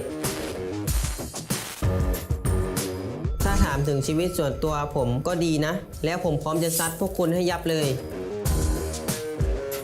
ส่วนนี้คือเมจิกคาเวนถือตำแหน่งชาร์เจอร์และแอคแท็กเกอร์ในคนเดียวกันมันมีงานไอเล็กคือชอบไปเที่ยวมีฉายาสุดเฟี้ยวคือสุนทรภู่ชอบแต่งเรื่องแต่เล่นเกมเก่งนะครับผมจะบอกให้และคนถัดไปคือเมจิกวัสนาเป็นทั้งชาร์เจอร์และแอคแท็กเกอร์เหมือนกันไอหมอนี่เป็นคนติดแฟนแบบรักแฟนที่สุดในโลกชอบพร่ำเพ้อพรรณนาถึงแฟนจนต้องตั้งฉายาให้มันว่านักกวีส่วนไอหมอนี่ก็คือเมจิกสมิงอยู่ตำแหน่งสไนเปอร์งานไอเล็กของเขาคือการสักลายถ้าไม่อยากตายก็เข้ามาแต่ฉายาน่ารักนะเรียกได้ว่าสมิงโก้ส่วนคนสุดท้ายคือเมจิกเอ็กซิสตำแหน่งซัพพอร์ตแอคแท็กเกอร์มีงานไอเล็กชอบขายของช่วยพ่อแม่ฉายานักกวีดีเด่นแถมแต่งเรื่องเก่งกว่าคาเว่นทั้งยังเล่นเกมแมตช์นี้ได้เก่งกว่าใครเขาพร้อมจะชนทุกคนทุกสนาม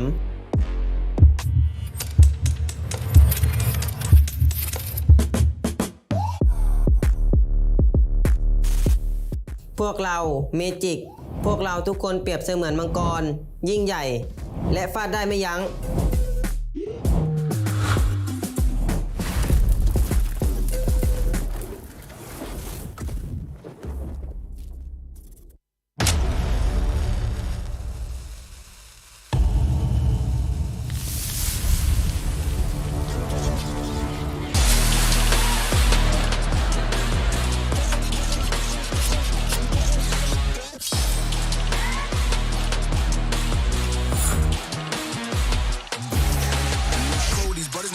Know that they fly, know that they ride or die. I keep boys by my side. CJ Ike, now I gotta roll with ice.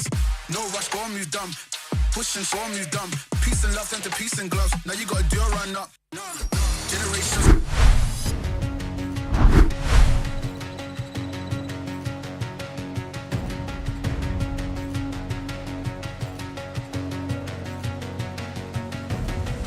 There's something in his eyes.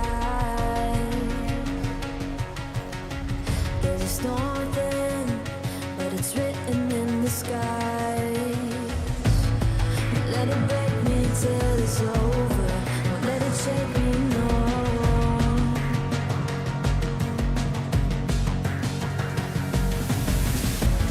Won't let it make me go under. Won't let it make me go under. So now it's time to fly. Nothing's gonna stop me now. Nothing's gonna stop me now. Nothing's gonna stop me now.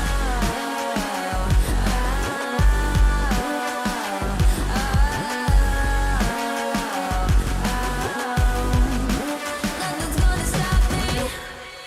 No one will ever get left behind. A million more before I've tried. Won't let it break me till it's over. Won't let it shake me, no.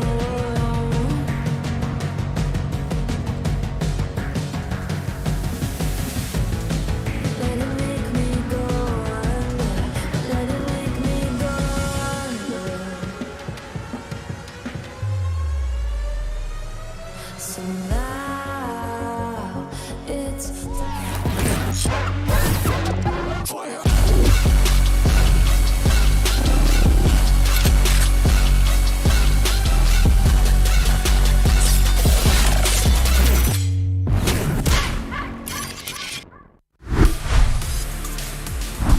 Welcome back, survivors! This is the Free Fire Sea Invitationals, heading on into match number 3. And I think we're gonna see a little bit more of that magic dust sprinkled everywhere on the battlefield. MGE just settled Purgatory, getting their very first booyah on that map, making it a total of 3 booyahs for themselves. And now we head into game number 3, which is going to be Alpine. Guess who are the top dogs of Alpine, sir? Who? You know what, guys? Everybody's going to be looking at me for some answers, but I know you have paid for a stat man to give you exactly what you need. Magic Esports. As well? As well. So there is a potential back-to-back booyah here coming through from MGE. It's going to be close here, and I've noticed something amongst a lot of these teams. Yeah. I've noticed that at the very least, especially when they have that momentum, there's a switch in their brains here. And that's why, let's pull up the screen right now. Our MVP of this match has to go over to the man, the myth, the legend, Saming himself. And he was playing absolutely out of his mind this time around, getting the most important picks to initiate the fight. Yeah, and there's the one passive skill that we did not talk about earlier on that makes Saming so lethal, and that is the Morocco as well. We talked about Iris managing to bust through all of those glue walls, tagging up players, and now if you get a connection with that shot through the glue wall, Morocco also allows you to tag those players and give that information to the rest of your team members. Yes. And if that player moves, the timer just goes up and they're detected for much longer, so you can run, but you cannot hide. They truly cannot hide it. As expected, AC-80, Trogon, M1014, come on. Nobody's second-guessing what these top weapons are, especially in those final rings. CQC is so very important. Unless we go back to the Vector meta. That was a good time. That was a good time for me to play, but other than that, that was the only time I was good at this game. AC-80 also one of the weapons that has got the most damage dealt throughout week 1 into week 2 as well. No surprises there because of what sort of a passive boost you get from those double shots. But looking at the team standings here, 14 eliminations out of Team Flash. This was a massive round for the Vietnamese team, followed by 9 placement points. Even without the booyah, they do take over the number 1 spot. But Magic Esports is not going to complain.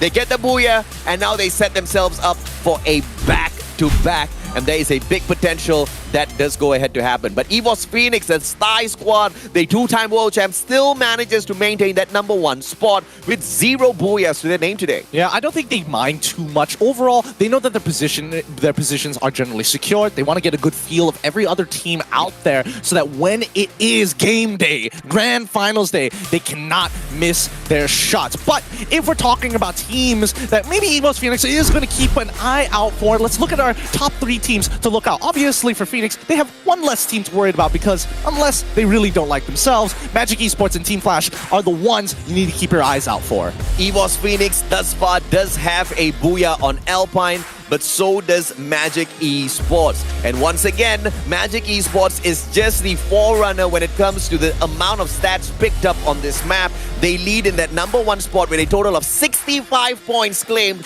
on this map alone. The closest one to them is gonna be the 2E, the Eagle Esports squad, who's not so lethal in that 2nd place. EVOS Phoenix in that 3rd spot with the overall amount of points picked up at Alpine.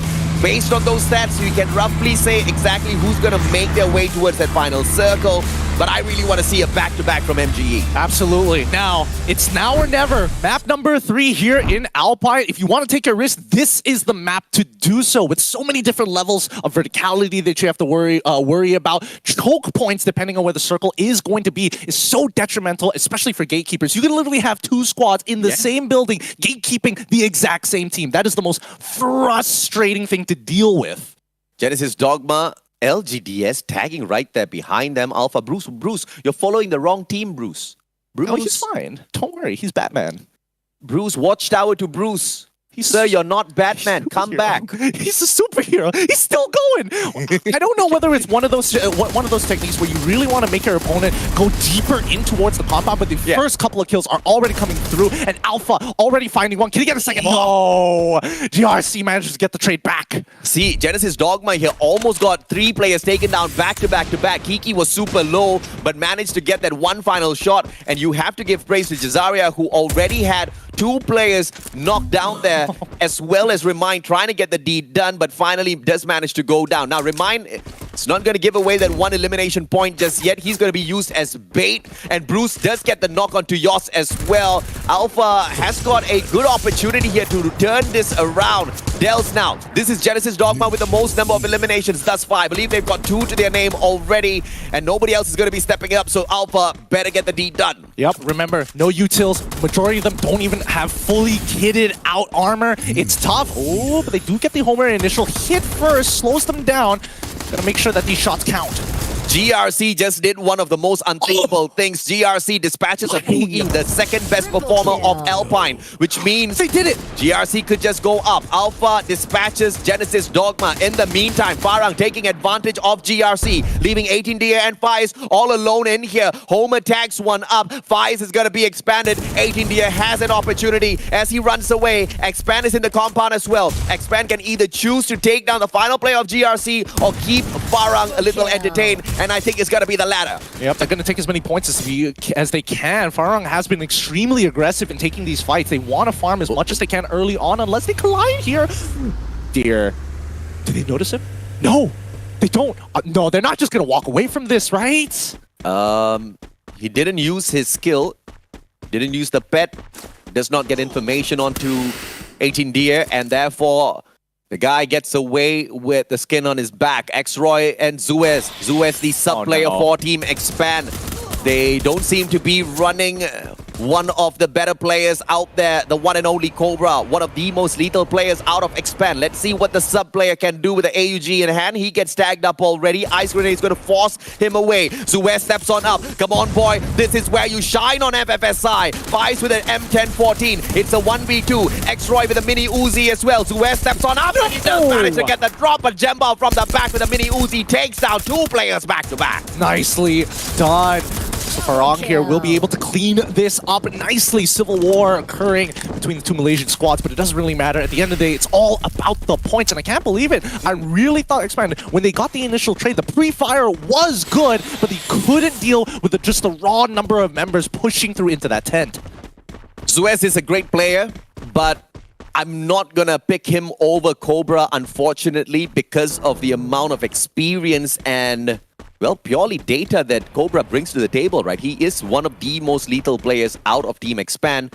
Should have been able to handle that a little bit well. But even that said, Zuez did hold his own, managed to get that knockdown. Just luck wasn't on his side as he got sprung on by that mini Uzi, which put him down alongside his team member. But Too Fast and Axel still alive and kicking, but Axel heading straight on in towards EVOS Phoenix, who've sent out God Cruise alongside Jonah, whereas Moshi and Get High are looting up the high-tier loot zone here. Yep, nobody touched Snowfall at all. Nobody wanted to be a part of it, and EVOS going to take full advantage of this, knowing that nobody was landing on that side of the map, especially since there was only 11 squads. It gives them so much free time. GRC, all thanks to Expand, did manage to survive, and I believe that was 18DA who ran away. And once again, GRC did take out 2E in the 11th spot. And like I was mentioning at the start of this match, 2E is the second best performing team at Alpine. So that is a fantastic thing to do, which allows one more extra slot in that final circle, and hopefully GRC can be one of those there.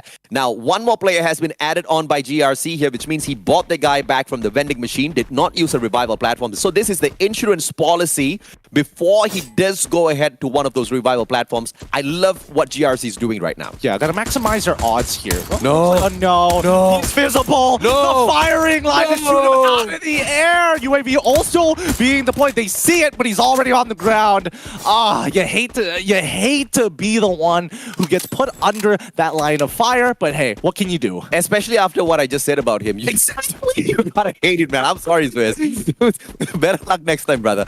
Look, I'm looking at your stat guy along the side at the edge of the studio. He's giving me a thumbs up about the Cobra opinion. He's giving me a thumbs down about the Expand revive. It's okay. X-Roy just got brought back. He's alive and kicking. This is Team Flash. Team Flash driving straight into the compound of Expand. Expand just had Roy right back into the mix. It's a 4v3. Not on the side of Team Expand. X-Roy gets blazed down by the M1014.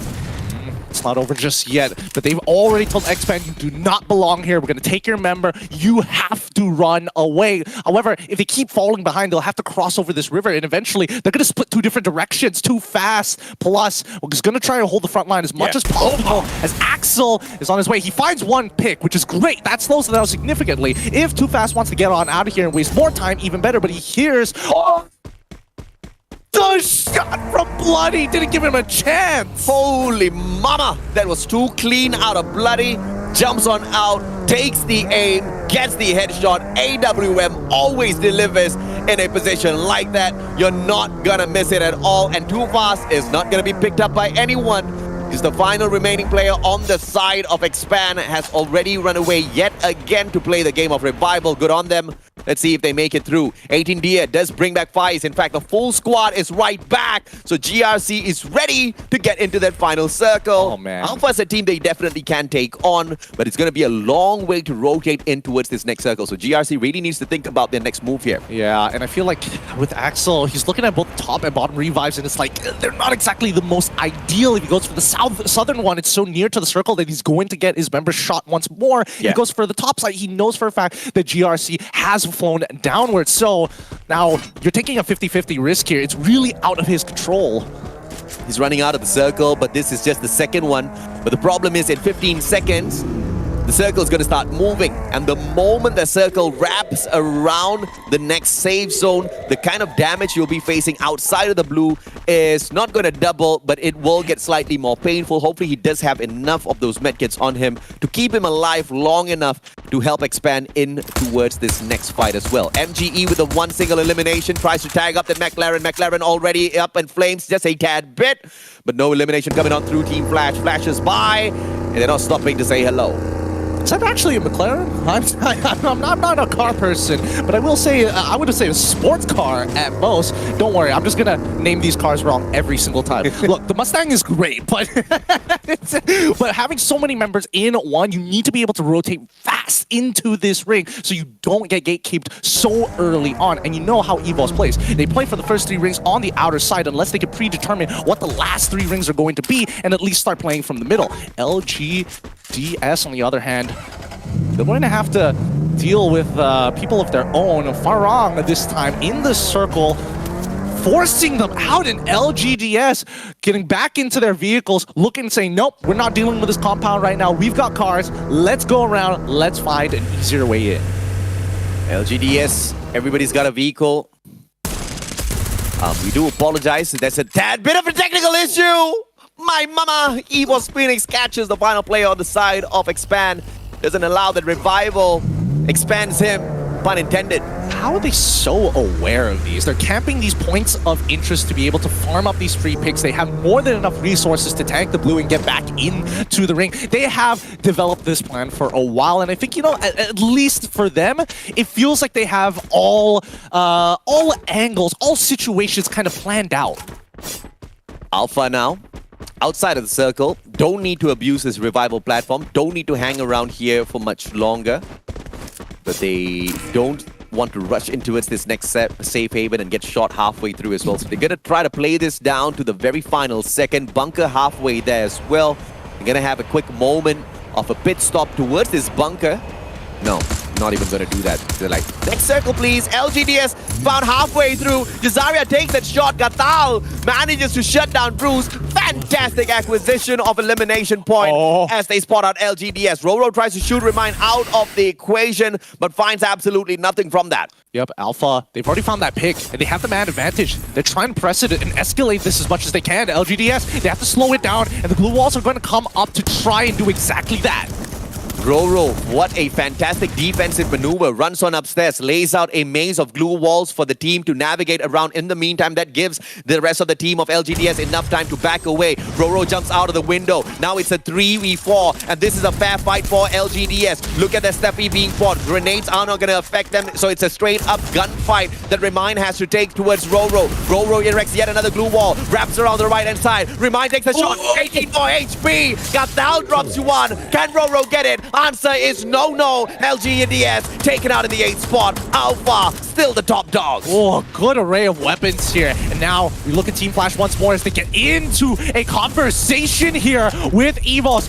Flash, they gotta be super careful. The last time they did this, they got punished for it, but they are cutting down the glue walls extremely quick as they go out of bounds to try and find these angles. Evos Phoenix 4v4. Look at Moshi, the position he holds on to, but nobody's backing away from that house. They're all using that as the permanent glue wall between them and Evos Phoenix. Moshi is going to be running dry. Bloody has got the AWM. He can return fire to Moshi. Moshi finally spots him out with the M82B, capable of penetrating through those glue walls. Glue wall melters will be thrown in as well. Team Flash gets gone cruise. This is a big one. Now they can rush in for Jonah as well. It's a 2v1. Jonah, can you handle it? He can't handle the heat. He backs away, shoots at Yanbin in the meantime. Drogon in the hands of Yanbin. Ripgod drops by to say hello to Get High. Moshi still has got no line of sight. Get High circles around, still alive and kicking. Ripgod now ticked down. It's gonna be Yanbin that backs him up. Yanbin down on the ground. Ripgod down on the ground. Shin, where are you to back them up? Evos Phoenix taking over, and Team Flash gonna bleed out. Wait, GRC is coming in from the back on the backside. Moshi is really out of position here. Unfortunately for the rest of his team, he's in the line of sight, but luckily the tree keeps him alive. Joanna, Shin gets the walk for free, but Joanna, he just goes down for nothing here as Moshi is the last one alive. Let's see the clutch god go at his work. Teammates down, no problem. Don't need the rest of the dead weight. I want to see the clutch god. Let me see Moshi. In the meantime, MGE taking on Team Alpha. Evos Phoenix gets taken out by GRC themselves, who are trying to survive into the top 12. They are in the 13th spot. They messed up the previous game, but this is where they bounce right back. Remind down on the ground now. MGE sprinkling that magic dust once again. They want the booyah on Alpine. They want it bad. They want it real bad.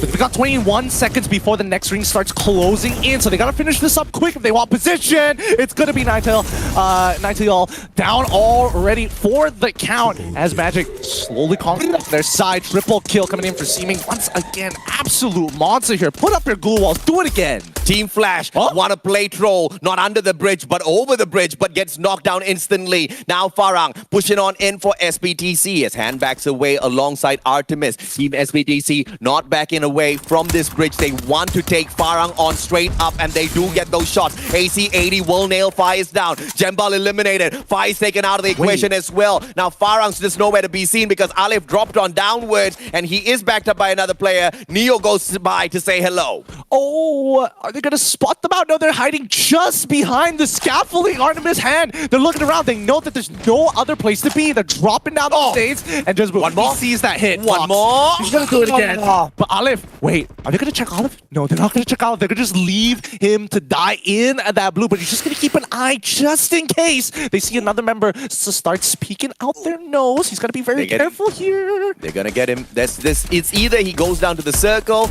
or the players from the side of FBTC takes him out of the equation. MGE still in line for that back-to-back booyah. They are still in line to take the second booyah at Alpine. Let's see if or not they can nail that. But GRC, the team that's currently on fire. GRC, the team that almost got obliterated, all thanks to 18DM, managed to make their way right back in here from the very start of this match. GRC, who's currently in the 13th spot, not qualified yet. Tyson drops Don Wu. This is the best thing that can happen for GRC right now as Sa Ming and the team take on SBTC. Alif is still alive to backstab SBTC. GRC just needs to shut up and not do anything, bros. Don't make a sound. I mean, you say that about GRC, but like, look at Alif. He's just ratting out. The UAV is going to reveal him, but he's just going to chill it out. It's not. He doesn't have to worry about it. It's not like SE can turn around anytime. They've got to worry about Magic on the top right of the map. They have to worry about GRC on the opposite side, the western side of the map.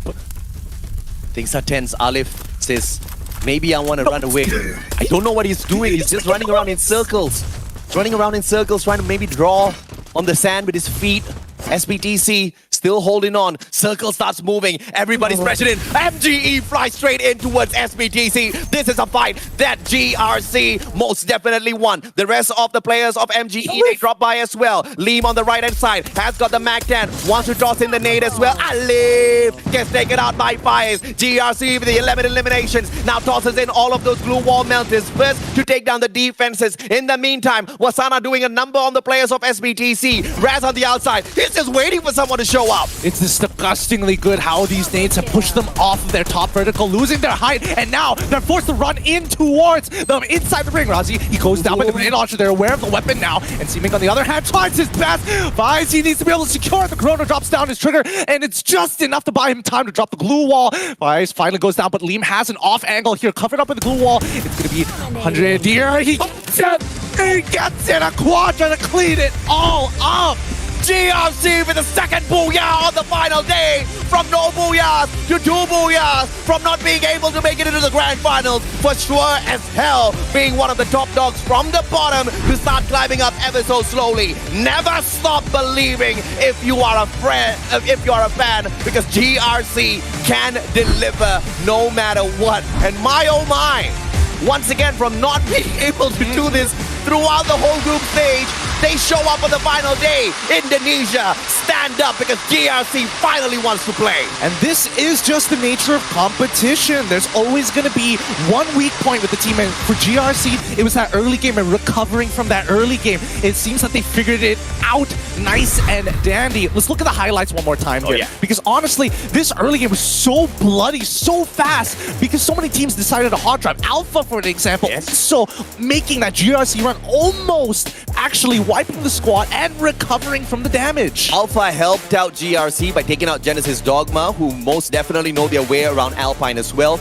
Later on, Farang helped dispatch a couple of players from the side of Expand, only for EVOS Phoenix to finish the rest of them off. Not before Flash had an opportunity to take Too Fast out of the equation as well. It was Bloody that managed to get away, but EVOS still found Axel at the very end, and of course, that came to an unfortunate end for the MCPS representatives. Alpha continued their run on in, meeting LGDS, and LGDS was no match for them at that point. Yep, they were already lost too many members, too many resources as well being expanded, and unfortunately for Team Flash, getting caught in the crossfire hurt them even more than ever. GRC, as soon as they smelt that booyah, they went straight in for it. They knew for a fact that Aleph was ratting out from Farang on the opposite side as Magic was trying to hold them back, but that's when you close out the game. They saw those final moments.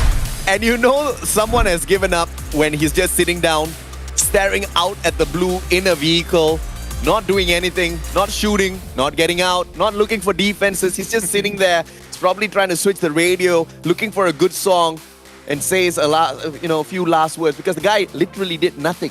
I don't know, if it was me, I'll just be like, wow, this is McLaren. This is pretty nice, before my head gets blown off from the back, because it did. Honestly, if he wanted to try and weasel his way out of getting at least top 2, it'd be too difficult. He knew he basically secured top 3 at that point of time. He understood the situation. I might as well get the points while I'm still here. Give one free kill, sure, that's all right. But you still get that positioning, which is huge for Farang at the very least. It's even bigger for GRC because they're not one of the leaders of Alpine. Exactly. You know, they're one of the teams that have not just struggled on Alpine, but they've struggled on all of the other maps. They've struggled all throughout the group stages. GRC has not been a threat thus far. And for anyone who has been watching, obviously it seems like they're not going to stand a chance on the final day. But this is that miracle run. This is that miracle run when you go push to shove and you really have belief in yourself. You're going to be able to rise up to the top. But this time with the Booyah, the stats are so much different, aren't they? They pick up so many more eliminations. Look at them. They're flying high. That's the thing, right? A lot of these eliminations came towards the very last half of those rings. In the first early half, getting 1 or 2 is generally okay. But when you see the opportunity to close out this game, when you see the opportunity to actually finish off the rest of the members, that's when you see GRC start pumping up. They are just so full of momentum right now. They went from 6 eliminations in Bermuda to 17 eliminations in Alpine. I think that's just a little bit mental. Let's look at the team comp. This time they bring in the double homer, Steffi alongside Chrono. Earlier in Bermuda, this setup was used as a defensive setup. This time round, this exact same setup was used for a super offensive rush into compound after compound after compound. I think that first Booyah at Bermuda really lit that fire within themselves. Getting taken down early in Purgatory pissed them off. I really did. They popped off in the third game. Especially for Fies, right? I mean, Kim playing on Chrono, yes, Chrono has been adjusted, but it at least makes him feel like, man, when you use his abilities, you gotta make sure it counts. And every time we've seen him today, here on day number 6, Faiz, when he drops down his ability, it's either I'm going to pull up a team member, I'm going to make sure that somebody lives, I'm going to pull attention to myself and get the revives off. And of course, the popular weapon, I'm not going to be surprised to see AC80 once again making its way up to the top. With the kind of information meta that we are playing in Free Fire right now, the AC80 just really does serve you super well. It's got super good accuracy, very easy to control, a decent rate of fire for a marksman rifle, and 2 back-to-back shots get you a bonus amount of damage. And you pair this up with a good lineup of passive skills, for example, the Raphael, just like what Faiz did earlier on, you're going to get those knocks and they are just going to expire before the team members can do anything about it. And coming back to the total achievement of GRC, 29 massive points, and I just want to see exactly where is SE. SE has got a total of 12 with them because earlier on SE was in the 10th spot, Genesis Dogma in the 11th, and 2E was sitting down in the 12th spot. Look at where 2E is. They clunked out with absolutely nothing. So guess what, baby? GRC is in the top 12. For now, let's not cast the curse this man. I'm nervous about this. I'm very nervous. Let's look at the current standings, and you are absolutely correct here. Now, overall, I'm hoping that GRC is able to kind of continue this momentum, right? You were hyping them up, and it looks like this could be the comeback of the century to actually qualify for that grand finals. But it doesn't mean that, you know, some of the other teams like Expand, for an example, and even Magic, they're having a little bit of a slow start. Magic found their step. Expand, not just yet. They have been very, very unlucky in these past 2 maps. Now, don't worry, Gideon. I promise you, there's one thing, there are many things that I am. The one thing I am not is a guy that brings down curses upon teams. The guy that usually does that is the guy that you have replaced today. Exactly. That's why I am the one who's nervous. You can say what you want, but I gotta be a little careful. It's a little touchy topic here. You know, we started off the day, and I don't know if you remember this conversation. We were speaking of production earlier on. We were seeing, you know, which teams might be able to make it up top. And GRC was one of the teams that just seemed so impossible because they've been having a miserable run.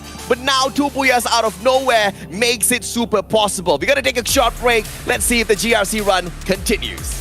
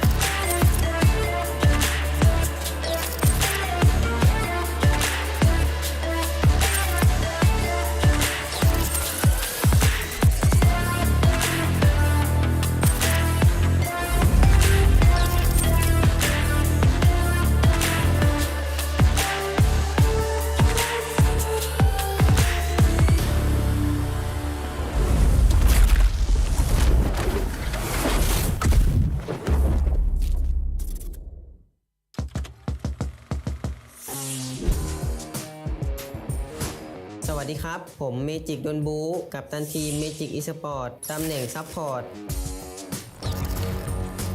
ความสามารถพิเศษสามารถข่มเพื่อนทุกคนในทีมและผมพร้อมจะข่มพวกคุณจำไว้ไอจะขยี้ยูให้แหลกถ้าถามถึงชีวิตส่วนตัวผมก็ดีนะแล้วผมพร้อมจะซัดพวกคุณให้ยับเลยส่วนนี้คือเมจิกคาเว่นถือตำแหน่งชาร์เจอร์และแอคแท็กเกอร์ในคนเดียวกันมันมีงานไอเล็กคือชอบไปเที่ยวมีฉายาสุดเฟี้ยวคือสุนทรภู่ชอบแต่งเรื่องแต่เล่นเกมเก่งนะครับผมจะบอกให้และคนถัดไปคือเมจิกวัสนาเป็นทั้งชาร์เจอร์และแอคแท็กเกอร์เหมือนกันไอหมอนี่เป็นคนติดแฟนแบบรักแฟนที่สุดในโลกชอบพร่ำเพ้อพรรณนาถึงแฟนจนต้องตั้งฉายาให้มันว่านักกวี ส่วนไอ้หมอนี่ก็คือเมจิกสมิงอยู่ตำแหน่งสไนเปอร์งานอดิเรกของเขาคือการสักลายถ้าไม่อยากตายก็เข้ามาแต่ฉายาน่ารักนะเรียกได้ว่าสมิงโก้ส่วนคนสุดท้ายคือ Magic Exit ตำแหน่ง Support Attacker มีงานอดิเรกชอบขายของช่วยพ่อแม่ฉายานักกวีดีเด่นแถมแต่งเรื่องเก่งกว่าคาเว่นทั้งยังเล่นเกมแมตช์นี้ได้เก่งกว่าใครเขาพร้อมจะชนทุกคนทุกสนาม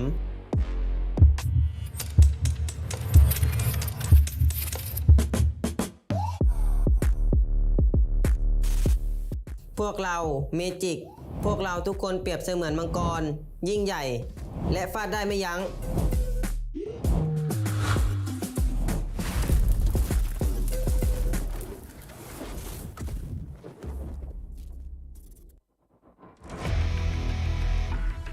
Cả team sẽ làm hết sức để thi đấu thật tốt vào tuần 2. Ada sih kesalahan kita di minggu kemarin itu telat mengambil keputusan drop zone.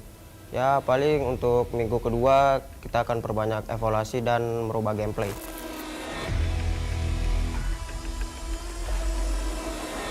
Vâng, tôi他说你的爆破没我强。 Lihat aja nanti week 2 gue bantai lu. Put, vâng, nè.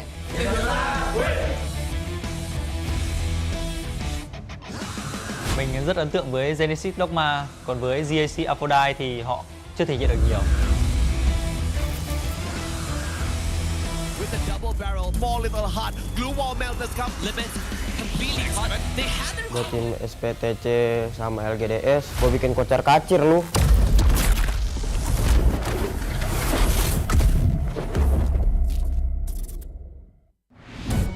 Still has 2 more to go through though. That man too deadly. And Alpha coming up. Alpha does it. أكبر عدو لنا وهو مثل ما تعرفون مثل ما كان في الأسبوع الأول وهو فريق إيفوس. Team mình gặp nhiều lỗi cá nhân và chiến thuật chưa tốt. Chúng mình sẽ nghiên cứu chiến thuật mới. Kesalahan kita orang pada minggu pertama adalah turun berpecah-pecah dan cara kita orang mengatasinya adalah saling mengingati. Pada minggu kedua, kita orang akan tingkatkan gameplay dan mental. الأخطاء التي ارتكبها الفريق الأول وهي عدم الانسجام والتفاهم مع بعض. الفريق اللي يحتاجه هو الثقة في النفس وعدم التوتر وعدم التسرع في اتخاذ القرارات.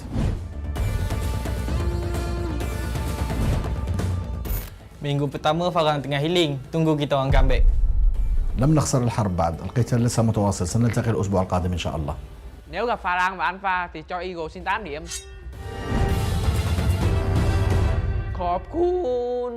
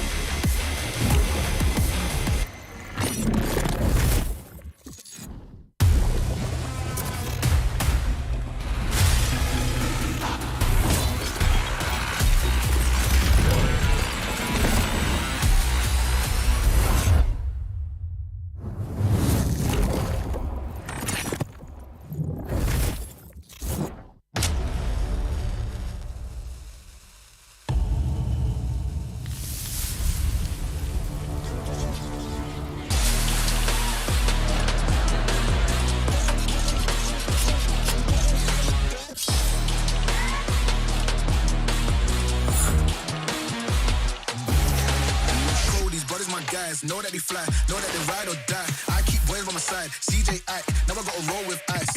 No rush, go move dumb, push and show move dumb. Peace and love turn to peace and gloves, now you gotta do a run up. Generations caught up, look how things will switch. People they're quick, now they wanna move out the bits. Boy wanna throw to a bitch, nah. Unless you heard it from me, and you ain't heard it from me. Got it from me, all that energy extra.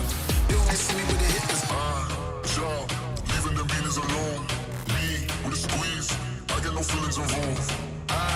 Job, leaving them beaters alone. Me, with a squeeze. I'm getting high.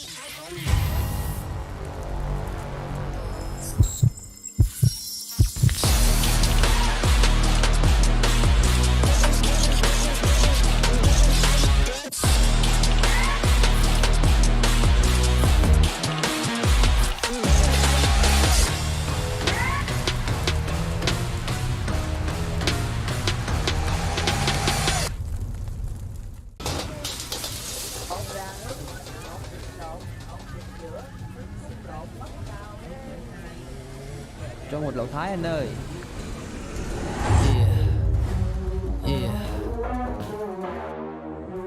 Play games.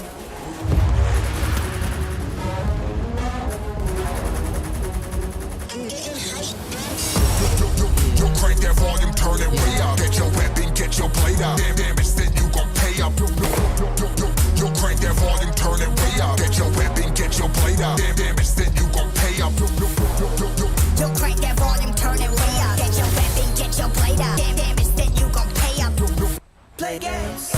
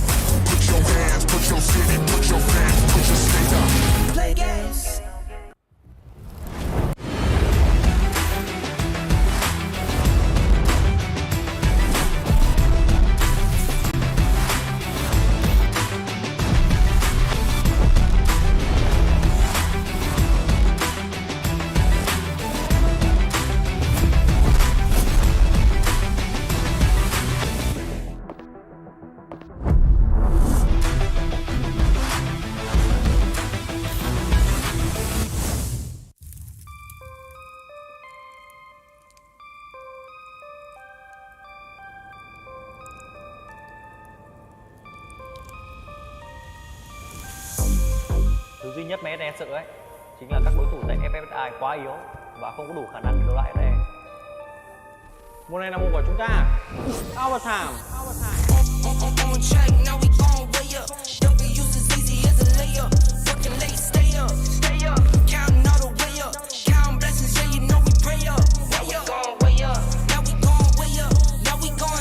Tụi mình từng vô địch châu Á đó, nên xét về trình độ thì khỏi bãi bàn.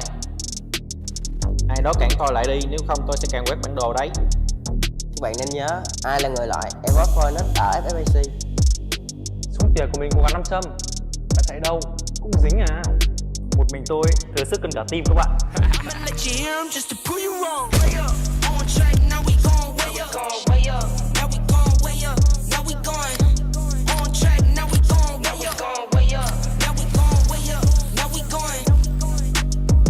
SE sẽ mang vinh quang về cho Việt Nam.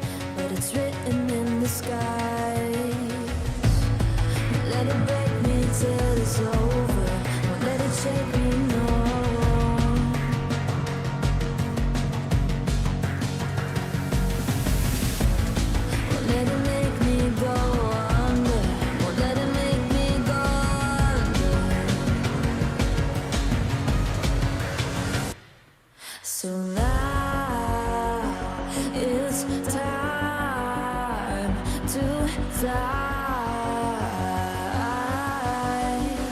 Nothing's gonna stop me now. Nothing's gonna stop me now. Nothing's gonna stop me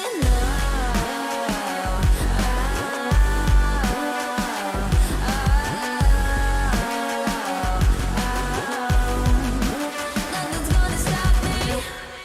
No one will ever get left behind. A million more before I've tried. Won't let it break me till it's over. Won't let it shake me, no.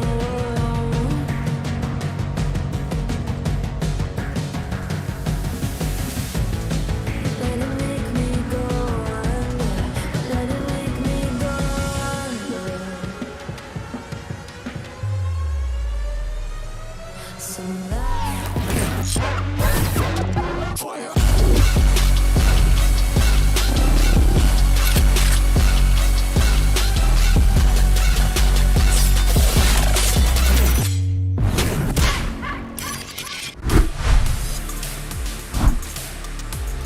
Are you ready to light the fire here today, survivors, as the teams are looking to secure their final few points as we're halfway through the day, as we will be moving on to the grand finals in the coming weeks. Now, I'm already scared for how aggressive these teams are playing, the way that they're recovering from those early circles. But here at FFSI, it's all on the line here. It's now or never for Group A and Group C. Now or never indeed, but with GRC picking up their second booyah, not just of today, but of the whole group stage for themselves, they have finally broken into the top 12. But this is not going to mean that they are going to stay there.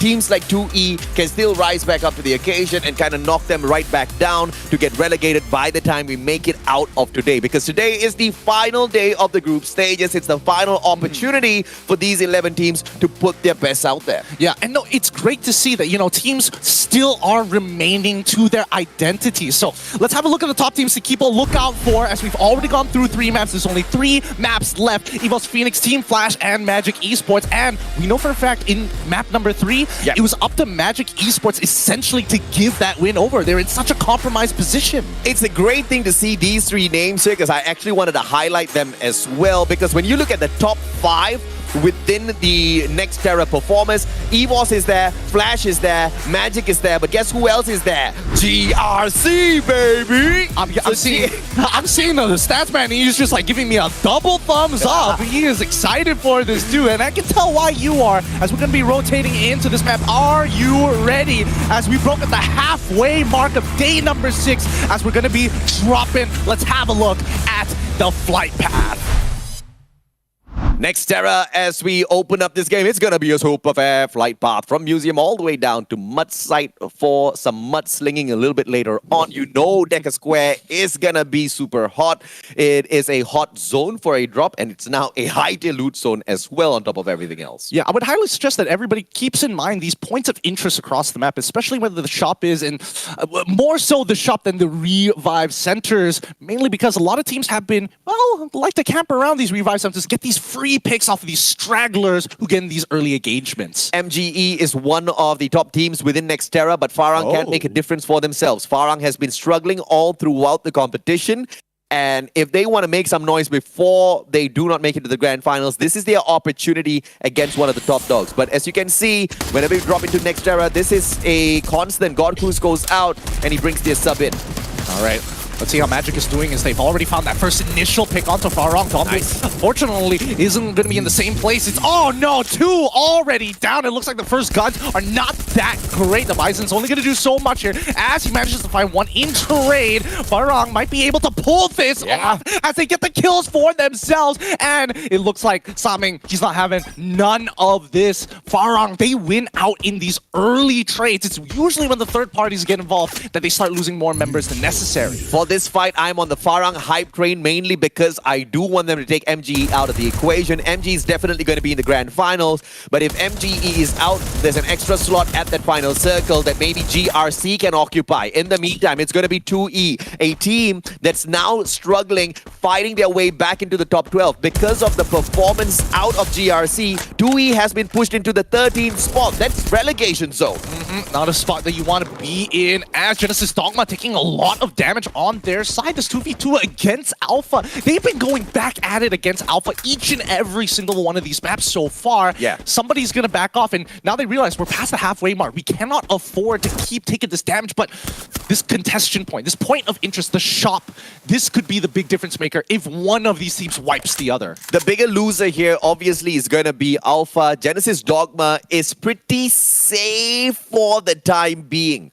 No, actually, I take that back. Looking at the position of Genesis Dogma, they're currently dead in that last spot to qualify. They're in the 12th spot. Alpha, on the other hand, are 53 points away from the 12th spot.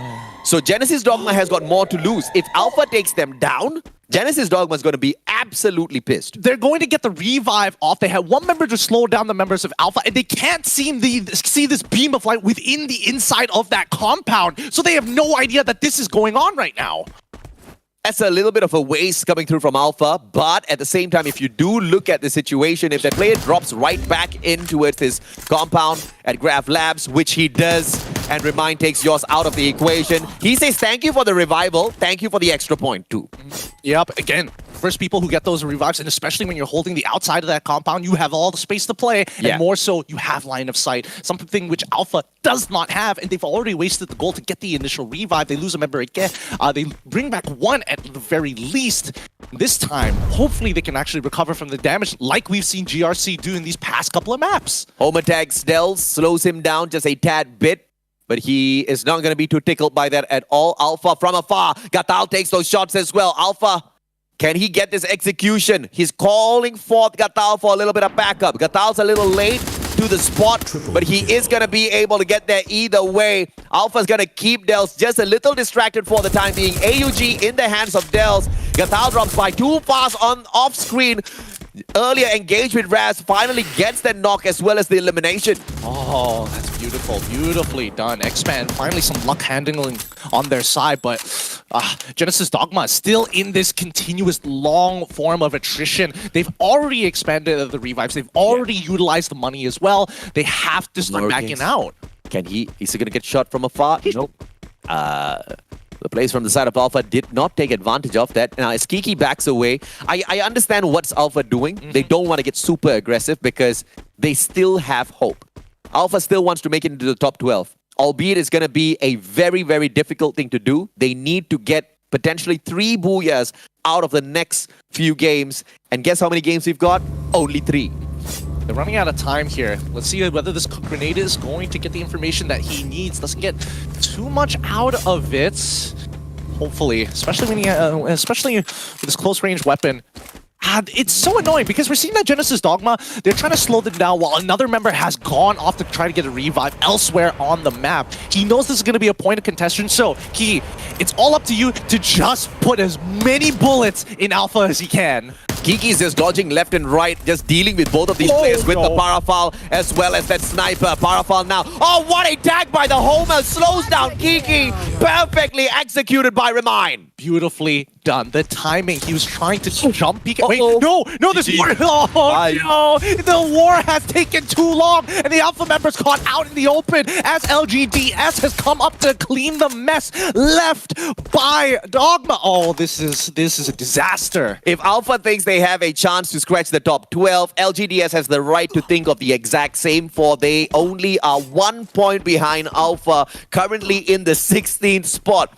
It's a big dream, but anybody in the world is allowed to have dreams, especially LGDS. They have shown us that they've improved from all of those past international tournaments, but still struggling a tad bit. Hopefully we see more from them. EVOS Phoenix, in the meantime, takes on 2E. They're fully decked out here. They've got the level 3 helmet as well as the armor, but the same can be said about their opponents at Eagle Esports here. They've done this many, many times. Get into this early engagement with EVOS, whether they know it or not, they always come at odds against each other. Dian with a mini Uzi. Tries to catch up with the rest of his team members. In the meantime, Farang taking on SBTC. Farang with the 2 players still just revived moments ago. Pretty low in terms of ammunition, artillery. Those medkits are going to be on the low as well. Jembal taps himself right back up with that medkit as hand gets taken out. As he bleeds out, EVOS Phoenix flies straight on to that high ground, and they turn the tides against 2E. Q of 9 instantly taken down by the MVP, Jonah. Oh my goodness, that's not great. But they managed to pick one of their members up. The timing, they find that initial pick, and instantly they get to the top of vertical, make sure they clear off that height, and now Jonah, once again, he might be able to get another pick here. He sees it, and perfect for Moshi to clean it up. Moshi's right there, but Moshi doesn't spot the guy just yet. RGS in hand, drops the double nade. Izagot sends out the... Oh my goodness, Skylar with him. Has got that Riptide Rhythm, but the Riptide Rhythm practically does nothing against Moshi. The Clutch God himself, M1014, way too spicy to deal with close range. I can hear the disappointment in your voice. Oh, the Skylar. Goodness, I mean, you whipped it out. Got nothing, and then he still got taken down. I mean, what a waste of the Riptide. EVOS get high, gets a God nade, and then sends up one follow-up nade to take down out of the equation. GRC, on the other hand, taking on SBTC Artemis. Drogon in hand, tags up 2 players. Up top, Liam does respond with the exact same gun, but he gets his headshot off. Five as the final player. GRC continues the up and down momentum. This time they weren't able to recover from that early damage. That means they're going to be knocked out here, but this is great, especially for Eco Esports on the other hand. They slowly climb back up into this. Magic still looking to recover their members. Same goes for GD. Team Flash hasn't been around just yet. Oh, never mind. If GRC wants to stand a chance to stay in the top 12, they need to hope and pray that both 2E as well as Genesis Dogma end their run within this Nextera map right here, right now, as the next 2 teams that get taken out. But in the meantime, Team Flash is going to be meeting LGDS, who did take that super cheeky shot against already from the side of EVOS Phoenix, forcing EVOS Phoenix to quickly reposition moments ago. But they don't rush in towards their compound. Instead, they meet Flash halfway. MGE, Wasana, big opportunity to bring their players right back in. And Alpha does nothing. Wasana is successful. Jazaria is potentially buying a couple of her players right back. We don't have the full kill feed, and we don't know if she was successful. Oh no, hopefully she does have some medkits. She keeps on surviving. Although Wasana has got to get out as quick as possible. She gets him. Oh, she does. Nicely done, nicely done. But the next engagement here coming in for SE against Farang. Having I was about to say all 4 members, but one instantly gets knocked down here as the bombardments is trying to slow them down as Artemis is already pushing up. Jembal this time doing so much better. Trogon in hand, just drop hand down onto the ground. Fires the M1014. Can he jump right back out? He does. Live with the 3 HP. Can't top his health right back up. It's all in the hands of Fires now from the side of Farang, and Farang can't do much in the 10th spot. SBTC dispatches them instantly. You hate to see it. You hate to see it. Just bullet impact, struggling to get past it. But at least with Genesis Dogma, they recover. But however, Team Flash, they see this. They see the parachute coming down. Are they going to do anything about it? I mean, they know that Magic is in the area. Instantly showing presence, showing why that they have taken the spot. Team Flash trying to catch up with MGE on the overall leaderboard. What better way to do it by taking down MGE themselves right here, right now. Han being revived for the 2nd time. Hopefully he doesn't make it a habit. Donbu, double revolver in hand. Goes up against Kiki, who does have a secondary as well. It's a fair fight, but Roro, Moshi gets a little bit of revenge because earlier LGDS teased EVOS Phoenix, and now they get a little bit of payback. Yep, they even up the score. However, this is a deadly zone to be in, so close in range with multiple teams covering every single angle at this stage of the game. Magic still trying to recover.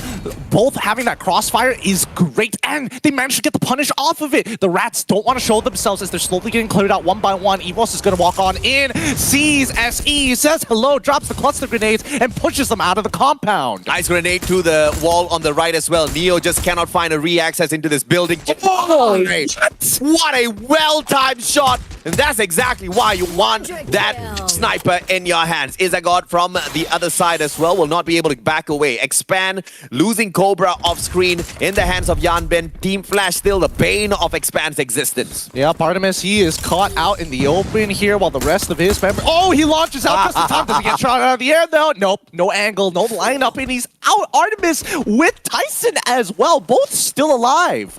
Smart play coming through from Artemis. Very low on HP. Flies outside of this next phase. opportunity, and Yoss with the mini Uzi cannot deliver as Peanut drops him like it's hot. That's so sad because Peanut didn't see him initially. The first shot came from his prone opponent, and that could have been a huge game changer. Flash now, taking those shots from LGDS. LGDS might just be able to deliver, but Shin does erect a good glue wall, protects himself, jumps back together with Ripgod, and he's going to be switching out with Ripgod here. Not a quick bait and switch. Oh, but Ripgod does help him out by shutting down Roro. What a Scar headshot. Where? Wow! Where did he find the line of sight here? Yanbin on the opposite side, from the south side of the map, making sure that they can't rotate into the ring, but it doesn't matter if they can still take pot shots into whoever is trying to control the structures.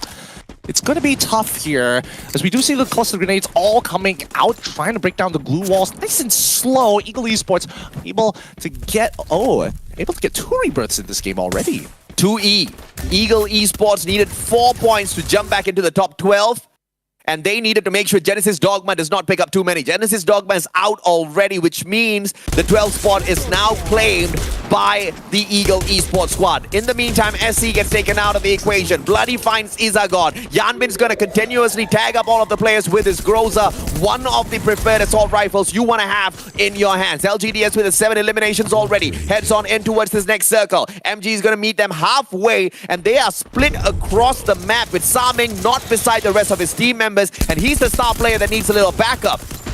So immediately going to get one. Saming moves back, gives away the space. He doesn't mind if they get the revive, but it slows down on their engagement. Craven, on the other hand, with the Trova, but can he make it happen? No! Unfortunately, doesn't get the trade at all. His Team Flash completely swarm into the building and take it over. Team Flash with 8 eliminations so far. This is going to be a high kill count game. Flash wants to catch up with MGE. Yes, it's hopeful because they're about 60 points apart from each other, but Flash will not give up trying. They are in the next circle already. That's going to be the 5th circle. Expand is wasting a little bit of time outside. Going to tank the blue for a little bit. The fight is going to break down between LGDS as well as EVOS Phoenix as 2E flies right back in here to claim that top 12 spot. He drops onto the roof of EVOS Phoenix. Oh no. Oh my goodness. LGDS takes advantage. Yeah, they're just, at this point, LGDS is just replaying Schindler's List all over again. Just a complete firing range. Nothing much that they can really do about it. No cover to really play around as well. And they chose the worst building possible. Well, technically, all the buildings here, the verticals,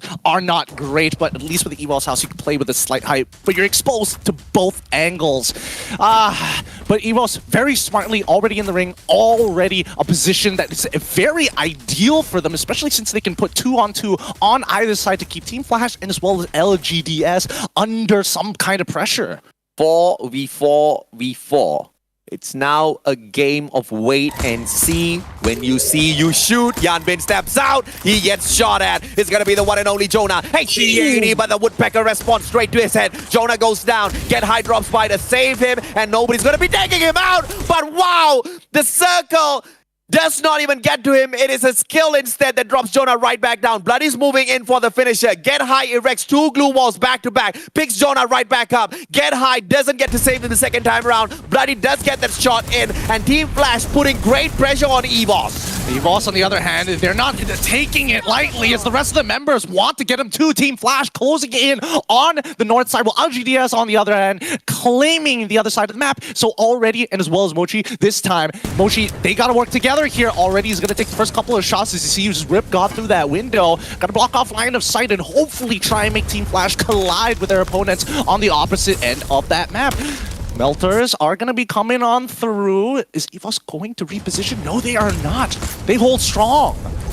They do move slightly towards LGDS. Hoping and praying that they are able to avoid Flash. They do get the first knock onto Peanut. Peanut can still be saved here, and that's gonna happen. Peanut's right back up on his feet. Glue wall melters being laid on outside, and therefore EVOS Phoenix will take down the defenses of LGDS. LGDS, as the circle starts moving on in, has to go in for the push against EVOS Phoenix. Flash is being put in the exact same position, but the center of the circle is right outside of the house. All 3 teams need to move. Moshi goes first and meets the MAC-10. MAC-10 rips him away. Ripgod finds Roro. Already steals that kill away and already cannot hold on for much longer. It's now LGDS going up against Flash, and Flash looks like they're going to be able to win this. Yuan goes down, and Team Flash picks up a booyah.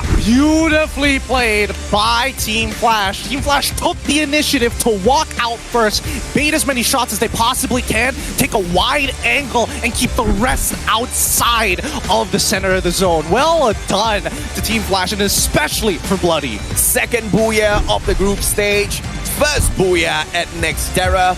And what better way to get it done than on the very final day, just to make sure nobody at all forces you down the overall leaderboard. Team Flash, the last time we did check in on them, they were in the 8th overall position, and they should be able to climb up a couple of spots if they can do this again right after this. But that's if they can do it, right? Yeah. Since we're already in the highlights, let's do a quick recap, because this has been an extremely bloody play. Yeah. Every single team was basically getting into an early engagement, farming off those points, and then it was all about recovery from Ring 5, Ring 4, all the way down to Ring 3. My main storyline for the day is just going to be whether or not GRC makes it or breaks it, right? First 4 games of the day, 2 out of 4, GRC not just made it, but they made it phenomenally well by getting the booyah for themselves. But they are now showing the kind of consistency that Team Expand shows us in competitions of this level. Get the booyah, bomb out. Get the booyah, bomb out. But as long as they're getting booyahs, I'm not going to be complaining all that too much. GRC still has 2 more opportunities. But as the circle got tighter, GRC couldn't hang on, and it was also the top dogs that were making it in there. But surprisingly, LGDS held their own pretty well all the way down to the final circle. No, they really did. I think they had a great position. They kind of read the circle very, very well. And more importantly, they didn't get into an engagement where they could not win. They either had a man advantage, they made sure that they were poking out the right people and gathering a lot of information, especially on that second last ring, to finally make that final call. Hey, we're going to have to back up here. We're going to wait for them to make that first move, and hopefully we're going to win out in this 1v1v1. And that was a very good decision being made at that point of time. Things could have gone south if at all there was a position that held on by his opponents. Someone with a backstab, someone who had taken that left or right-hand side flank. That just did not happen, so it panned out well for them. EVOS Phoenix, thinking that they were going for the 6th booyah of the group stage, kind of fell short, all thanks to a raging Team Flash. Now, it's very rare to see Team Flash really popping off and all of their decisions ending up made well. But that was one of those few instances where they were just acing everything. Even the 2-time champs could not keep up. Yep, that's what we call a natural disaster, because it was a full-on avalanche. Just a little bit of momentum is what Team Flash actually needed. And more so, I feel like EVOS, should they have really been getting that place? Because they were hitting some insane shots, which gave them an extra position every single time. I think the only mistake made there was Jonah getting a little trigger happy and jumping out of his safe hole, thinking that, you know, he is one of the top dogs of the competition, capable of going out there doing the dirty.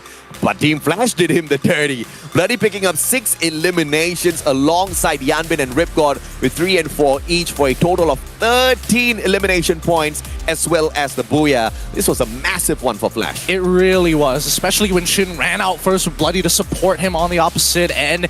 It turned that fight so quickly when you have that sort of space, right? Yeah. I was expecting them to run double Homer here, but instead, double Steffi. Double Steffi, very good defensively. You get to give yourself a little bit of extra armor alongside the rest of your team members, and you also block away, you disregard any and all damage from any throwables out there on the battlefield. In the current meta, super tanky, super strong, but it is the A124 that I think is extremely OP, right? You get to disable all of your opponent's skills. If you pop it at the right time, in the right vicinity, especially in that final circle, and Shin did really, really well this time. He really did. He absolutely did. He set it all up so that Bloody can walk out, and when he gets that trade, oh, go ahead, try and revive your friend. Instantly throws down that tracker that says, no. That was a rhetorical question. Bloody runs the Homer, Awaken Moko, Raphael, as well as Capella. Capella's going to be able to give you that extra bit of boost whenever you top your HP right back up with the medkits and whatnot. Raphael forces you to bleed out 90% faster. Makes sense why he's got so many eliminations to himself. Let's have a look at the popular weapons this time round. And of course, it's going to be the AC-80, M10, as well as the Trogon. And honestly, I'm leaning towards your argument. I've talked to your stats guy in between the breaks. I've talked to you, and I know how you feel about this shotgun. Tell me. I am honestly, I'm leaning in with the amount of situations we've seen that the Trogon launcher not doing as much compared to an M10 jumping at you. Yeah. It feels like there is a bit of an edge on that M10. It's definitely an edge on the M10. It's just that you need a higher level of skill mechanically to execute with the M1014. And of course, it's a little bit of a fairy tale if you expect every single player out there on the battlefield to have those skills to execute it in that way, right? Very few people, very few key players do have it on them. But let's take a look at the points picked up here.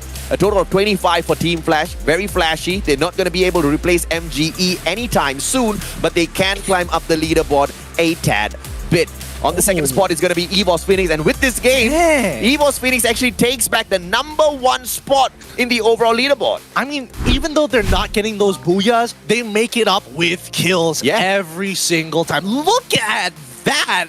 Holy! Let me clarify, by the way. When I say overall leaderboard, I mean the overall, like including Group B. But as far as this two combination of Group A and C is here, Team Flash with their consistency plus Booyah has managed to garner a total of 62. This could just be the best day of play for Flash. I mean, it is. And I think, you know, at this point of time, taking risks like how Team Flash decided, you know what? I want to drop faster, harder, quicker. And again, I don't know. Personally, for me, I feel like a utility pet is a little bit more effective, but that's preference.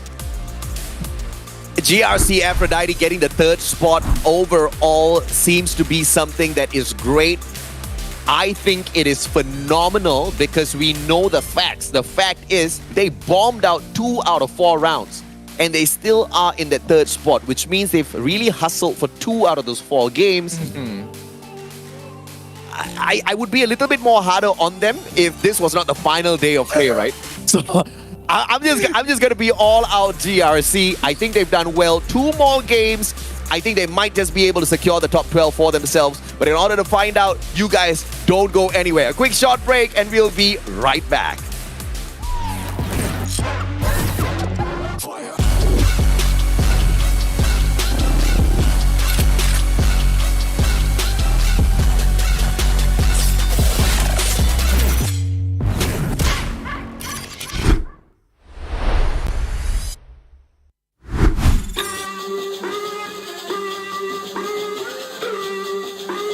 Là đại diện mạnh nhất của Việt Nam tại FFSI, Team Flash không sợ bất kỳ một đối thủ nào.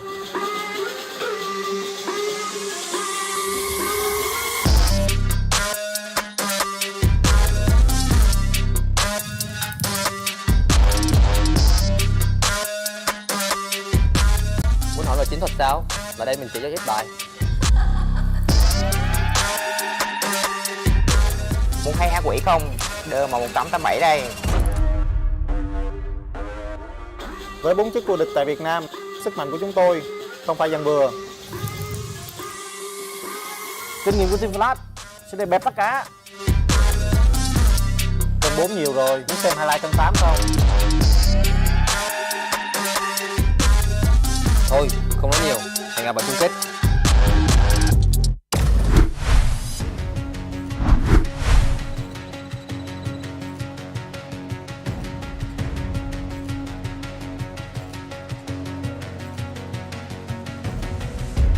Something in his eyes.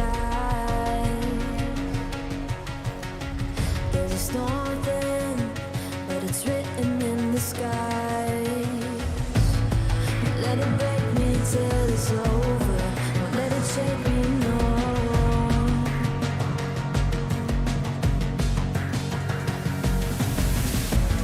Won't let it make me go under. Won't let it make me go under. So now it's time to fly. Nothing's gonna stop me now. Nothing's gonna stop me now. Nothing's gonna stop me now.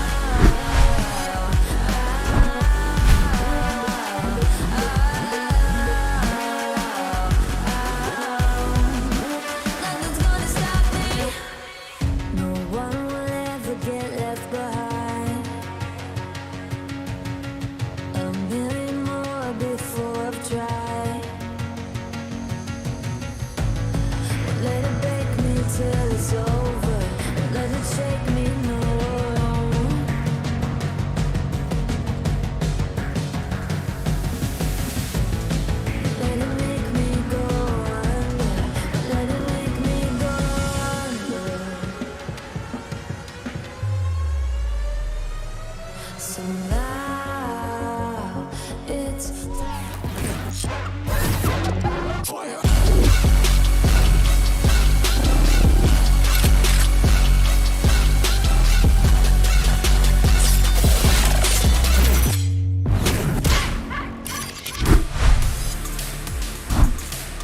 Welcome back to the best Free Fire esports action you can find out there on the internet right here, right now. This is a Free Fire Sea Invitational 2023 with Gideon and the Mustachio AJ. And what a hot day it has been for some of the teams out there, especially a team like GRC, who, when we started off the day, seemed like they had no hope to make it into the top 12. But they have proven all you need to do is believe and put in the hard work, and you can get there, because right now they're still in the top 12. Look, now that we're getting into the last legs of this race, all of the play-in so far, I think GRC, it's okay to not go for this consistent play, because they're getting mega points every time they pop off. Yeah, but that's the thing. It's all about the fact that they want to engage early. Yeah. Then it's about the recovery.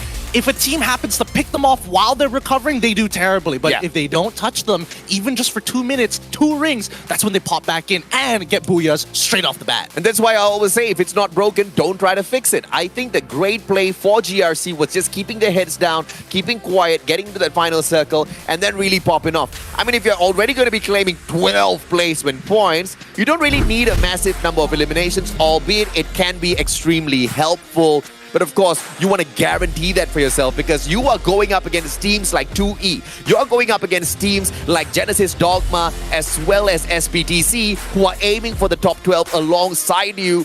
And you know, statistically speaking, you haven't been doing all that too great against them. Absolutely, and I think, you know, in this particular map, Genesis Dogma is going to be a team I'm going to be personally looking out for, especially with their movements across the map. Previously, on Nextera, they were getting revive after revive after revive and getting punished each and every time, but they still managed to get placement points, and that's something that they desperately need if they want to kind of maintain their spot and get that buffer that every team who's already qualified for the grand finals should hold on. I mean, today is a horrible day as far as Genesis Dogma is concerned, right? They started off things on Bermuda, they got 13 points, and the next 3 matches got them a total of 8 points with 3 games put together. That one Bermuda match was better than 3 games where they showed up and basically did nothing much for themselves. But that being said, Genesis Dogma is not really in relegation. No, they are in relegation. So they are in 12th spot. I thought they were 11, but no, I just refreshed the statistics. And yeah, they are in hot soup if they don't step things up. Exactly. And that's why it's beautiful that it's on the map that they were scoring high on in Bermuda. So this is the time where they have to start playing Farm Simulator, getting as many points as they possibly can. And placements this time is going to be a lot more important than the actual kills itself. It's consistent. It's almost guaranteed. You've got your eyes on Genesis Dogma, who are currently in the 12th spot. I've got my eyes on GRC, who are in the 13th spot. They are tied up with Genesis Dogma in terms of the total points.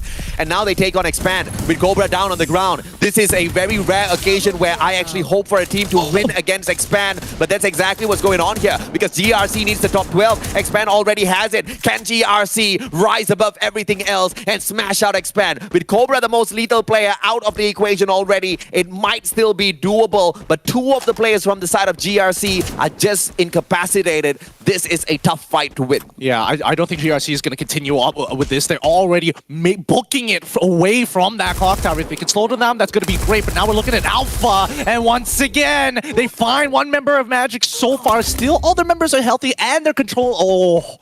Oh, 2E walks out, instantly gets shot down, not given an opportunity to get back up.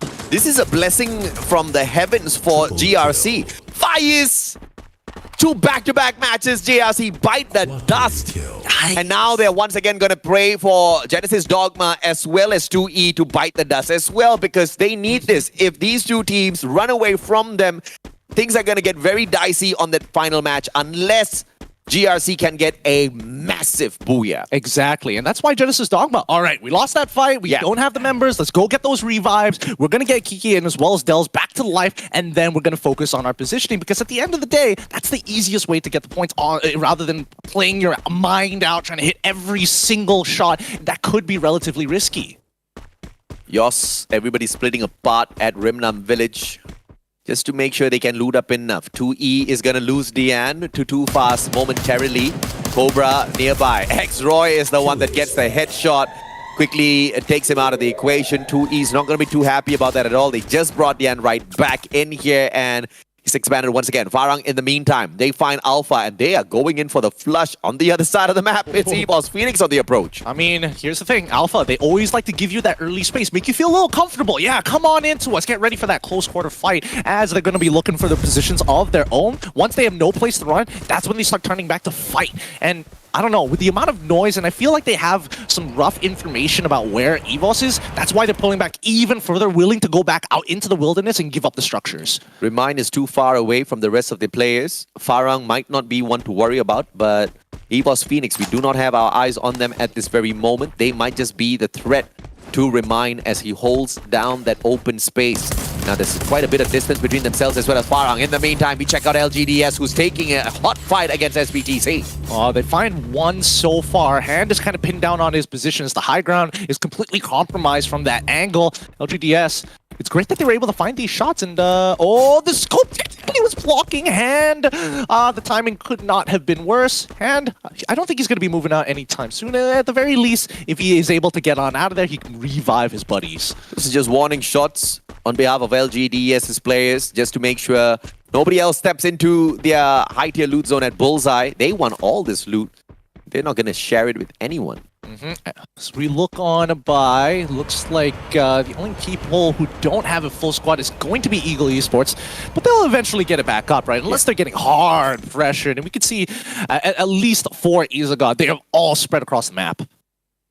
As he brings back Tyson, you know you're gonna need this guy in those hot fights, but he lands literally right in front of LGDS now. SBTC, they have a little bit of an ego challenge here that they want to take against LGDS, but LGDS says, keep your ego to yourself. We're out of here. We're done with this. It'd be so funny if Free Fire decided to implement a proximity, voice proximity, so you could be like, pistols only across the map. That would be fun. That would be very, very fun. But we're looking at the overall map, right? And Sentosa being taken over by Magic, GD on Rimnam Village. They're still farming the entire side of it. Expand, on the other hand, at the edge, will engage with them first. But let's keep our eyes out for Team Flash and as well as Farang right now. Farang has been doing pretty terribly, but it doesn't look like after their early fight, they haven't been getting into too many conflicts afterwards. As you can tell, the rest of the Team Flash members hunkering down. At this point, I can confirm that Farang has got zero hopes of getting into the grand finals. So if they can't get in, the best they can do is just ruin the party for someone else before getting out. Make a little bit of name for yourself. Give us a good play to remember you by. That's what Farang can do for themselves. Right. In the meantime, we're seeing that Eagle and as well expand very close to each other. They see the UAV, the information is there, and Eagle's like, hell no, I do not want to be part of this. We would like to touch the arsenal, but it's just not worth it. Not worth losing their members. Let's come back to Farang. Farang Alif tagged up Jambal as well. Flash circling around really tightly around those glue walls that they've erected. Shin as well. One good grenade is just beyond the glue wall, but he's going to tag up Jambal with his gun instead, and it is Bloody with the Kar98 that gets the slay. Oh, yeah, and they've already found one. Could they get a second one? The down is good, but they cannot capitalize unless they start rushing through. They find the information in there. Knowing that it's just one takes him out instantly. Last Farm member on the run does not want to be part of this situation as the kills will fall into the hands of Team Flash. And the main reason why it was so easy for Flash to get that done was because Bloody popped his Homer at the right moment. All of those Farang players just behind the glue wall, they get tagged up by the Homer at the same time. It slows them down. Response time goes down. Rate of fire goes down. You get sent right back to the lobby, Farang. Team Flash do good. Yep, they are aggressive and they felt their momentum from their last map and is carrying over into this map. They're very confident walking into it, but Ripgod, he's going to get absolutely shredded here. Quickly responds with the glue walls as Remind going to try and blow them up as quickly as possible. Alpha, one of the teams trying to squeeze into the top 12. I'm afraid the run might just be over for them as well, unless we see a miraculous 2 back-to-back booyah and they get more than 60 points out of those 2 booyahs. I think I'm asking for a little bit too much, so they have to do exactly what Farang was doing earlier. Put up a good fight, maybe even win it against Team Flash, but Flash is not giving them that chance. They back away to fight another day. They understand the landscape. It's literally an uphill battle. If they want to keep pushing against Alpha, they have to waste a lot of resources to do so. It's just not worth the time since there's so much play space as of right now. So we'll wait. We'll give it a little bit of time. Peanut finds Tyson. LGDS still popping out, but Peanut bitten in by Neo. Neo's gonna continuously find a few more with the RGS. If he gets a little lucky, he can find both Yuan as well as Ung. Ung doesn't have the gun, but Yuan is playing that RGS as well. But Hand finds Ung, and this is gonna be an RGS versus RGS potentially. But Yuan says no. Keep it for yourself. I'm going and finding a good revival point just outside of Graveyard. So he's going to be able to execute this, and LGDS is right back in the play within the next few seconds. Yep, and you know, Evos is having a good time, you know? Gotta make sure the fingers are warm. Nice and warm. I mean, they're thinking, why is this lobby so slow? Let's just find someone already. Let's warm up, guys. Make sure you're bunny hopping right. I bet their comms are like, hey guys, who can hold your breath longest? Just to have something to do. But it looks like they might actually find some interruption pretty soon with GD just on the horizon on low ground. And all that hopping around, Yos has spotted them out. Fun fact, EVOS Phoenix is the first team to break the 300-point barrier. And like I said earlier, they have reclaimed that #1 spot on the overall leaderboard in comparison when you match up all 3 groups together. Well, that's not so surprising looking at the fact that they are the 2-time world champs. I mean, they're consistent. They're consistent for a reason. If they want eliminations, they can go for it. If they want position, they can go for it. If they want to sleep, they can go for it. I feel like sleeping would be a little too disrespectful, but you know, it's not without their arsenal. There's got to be a good reason for it. Like, someone's got to really disrespect them and be like, all right, we'll just sleep on your corpse real quick. No. They literally sleep in matches sometimes. They're like, it's okay. We'll wake up for the final 2 games and play some Free Fire. Still become champions. Came out of nowhere, dude. I mean, we were thinking EVOS was just down and out at the previous World Series, right? Yeah. And they literally rose from the dead. And they put a record-breaking booyah on the map for the final game to become champions. Yeah, there's just no counting them out. You think they have blankets for the first 3 rings of the game, and then once I swear they like, do. they take I swear it off? they do. Yeah, they do. Oh, here we go. Oh, this might be interesting. The UAV already immediately coming out to reveal LGD's position. They're walking out of the open. They don't respond fast enough. Turns into cover at the right time, but they manage to hold on. Instantly gets taken out despite being behind cover. And this is where SBTC Esports is going to get aggressive. Homer tags up Neo, but just moments ago, did get tagged up by the Homer out of SBTC, slows him down, gets found by that grenade, and it looks like it's going to be the exact same fate for the rest of the players from the side of LGDS. But there's another team to dispatch as well. SBTC now continues the fight against Team Flash. I don't know how many 360s Neo had to do just to get that shot down, but they're on the run and they're 2 members down, and that's perfect for Team Flash as they come in to clean up the mess. The third party, the remaining members, as they buy as much time as they can. Shin, he wants this kill, but And is not making it easy. He's buying a perfect amount of time, but good direction, good game sense, a nade to finish off the fight. Very smart play coming through from Team Flash. Once again, the home is sent out in the very final second to disable the player before he takes advantage. 2E on the other hand. Dian lost already. He's just knocked down. But Tyson and the M82B is going to get those shots through the glue wall. Riptide Rhythm comes through as well. Takes down the defenses. Izagot as well as Q of 9. They run away. But the flank on the right-hand side. Look at Neo. He gets the headshot. He gets the headshot right before he crosses over the high ground. And now Neo, he's still alive here, but it's not going to be as easy as Eagle Esports. They're getting absolutely shredded. SBTC has regrouped. They have 1 member down. Tanking the blue doesn't really matter to them. It's still very early on into this game, but Expand, just hearing all of the action going down, holding their position, they're like, okay, we'll just wait. We'll wait for the winners. We need some consistent points here. Han gets taken down by the circle as well. Neo gets brought right back up. Expand might just have to pay a high price for knocking their players down, but we will have to see if or not that engagement does come through. Expand now keeping their eyes on Genesis Dogma. They just want to gatekeep everyone and make sure nobody steps anywhere near their defensive compound. It's not much of a compound, is it? Yeah, it's not really a compound. It's a slow hill, very, very similar to Mount Villa, except without any of the structures and more like rubble just laying around. And when you're on low ground, it never feels that great. So it's all about like kind of expanding your field of influence here. With EVOS, they've got one of the better positions, right? Nobody wants to be in that center house, so they're going to take a little bit of an offside here. Actually taking 2 buildings, as a matter of fact. I thought it was 1, but my eyes deceive me. At this point, the best thing Expand can do is just gatekeep Team SBTC. SBTC's waiting for, I don't know, Christmas? Christmas, I mean, a few months away, not too long. But I think they need to start getting a move right here, right now. EVOS Phoenix, they drop by, and they see MGE storming the front. Steffi gets dropped by Jonah. No nade's gonna connect with him just yet. X-Roy takes Tyson. SE eliminated by the circle as well as X-Roy. Moshi circles around. Craven's gonna get dropped onto the ground. Already sacrificed in the meantime, but Jonah's there to back the team up, and MGE gets toasted by the 2-time world champ. He wins that, man. He wins that. Oh my goodness. He has got some ridiculous fingers. As the rest of the members of Expand try to make their way into the ring, they see that they're bombarded from both sides. They know GD is right behind them, but Team Flash is making it tough, and now with Xroy down, they have no choice but to fully commit to this engagement here. Team Flash going to press the agenda as they find that triple kill. Sees Axel in the sky, knocks him out too.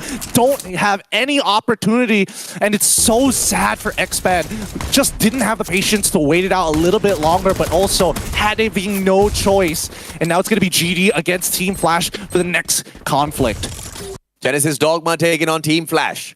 And that's what happens to people who second guess the movement, because Team Expand should have just at least flanked to the left or right, made a decision so that they can cut across the map and find a better defensive position for themselves. But because they second guess themselves, they are now out back to the lobby. In the meantime, Flash getting tagged up left, right, center. Genesis Dogma putting the hurt on them, but they are letting the circle leave them high and dry as well. This is not a great idea, Genesis Dogma. Run, Forest, run!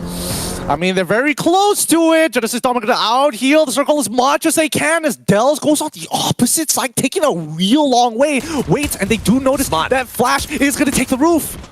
Team Flash, super brilliant move coming on through. They take the roof, but that also opens them up to multiple snipes. So hopefully they do have a lot of glue walls to work around with. But when we did see, I believe Rip God, he only had that one glue wall. Bloody has got 6, so he needs to erect as many as possible, especially in the vicinity towards some of these other players. He takes that pot shot against Dells. Dells backs away. Yanbin finds Yoss, puts him down under 6 feet. Bloody get high as well. Team Flash using this vantage point to snipe out everyone. Exactly, and the best part is that this roof is actually very triangular, so it allows you to actually play towards a safe side, giving you natural cover while still maintaining this height. Alpha, they're just sitting there. They can just wait this out. They don't really need to do too much about it, but no, Dells finally getting caught out with this McLaren out in the open, forced to run back in. Even the sorry, not the Homer, but the Chrono being popped, he goes down straight away. Great plays out of Team Flash. They are going for a back-to-back booyah, baby. And it looks like they might just be able to secure that. Mochi goes down, and they're trying to get high out of the equation as well. MVP Jonah still alive and kicking. Here comes a couple of ice grenades. Get high down on the ground. He's potentially going to bleed out. Jonah, the final player left. Ice grenade yet again tossed on out. He doesn't have the Steffi to pop. Therefore, he'll eat up all of the damage from those nades. Jonah's still alive and kicking though, and he's going to wait for Alpha to make a move so that distraction can be used. I don't think Alpha is going to walk out. There's no reason for them to actually take any fights with, at least with Team Flash, until the ring forces them out of this compound. And they don't mind. They can just wait to maybe get a kill if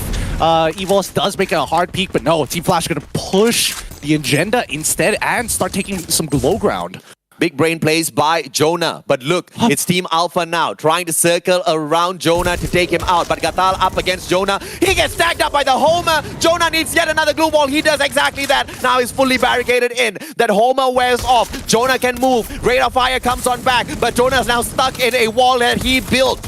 Yep, as long as he's holding out, he knows that Team Flash is going to punish Alpha for this. Alpha even trying to kill him. He can't get it done. He's taking out one. He's going to get that triple kill already, making one more. But no, the movement's not enough. And Alpha losing too many members for one guy. Team Flash here to clean it up. A back-to-back booyah for the Vietnamese squad. Team Flash shows up on the final day. They wanted to catch up with MGE. We thought it was not going to be possible, but if they keep this up on that final game as well, then hell yeah, Team Flash is here to take over. Oh man, honestly, I thought Alpha, they had a really good chance at that game. They really could have won it out. They didn't have to get that final kill point. They just needed to wait until the circle closes in to get the height down, and that's when you take that fight against Team Flash. For them, it was just a farming run. Yeah, go out. I have one member on high ground. The rest control the low. I think this is where decision-making really comes into play, right? They knew there was one player behind that hut, and they wanted one elimination point instead of the booyah. I mean, you aim low, you're gonna get a little. You aim high, you could have probably walked away with the booyah. Alpha could have gotten a flashy booyah on the final day. Yes, they don't make it into the grand finals, but maybe we would have remembered them as the team that absolutely wrecked town in the second last match. Oh, that would have been great. That would have been a story to tell. But as this game progresses, we're seeing that Team Flash, with the momentum that they have, they're getting very, very confident in their fights. They are going for hard trades. They're taking these fights very seriously, but more so, they're taking a more precarious more precarious precautions, right? Yeah. They go into a fight, they figure out how many members do we actually have here? When's the ring actually going to close on in? Is this a third party? Because we've seen Team Flash continuously beginning and racking up these kills with the help of third parties.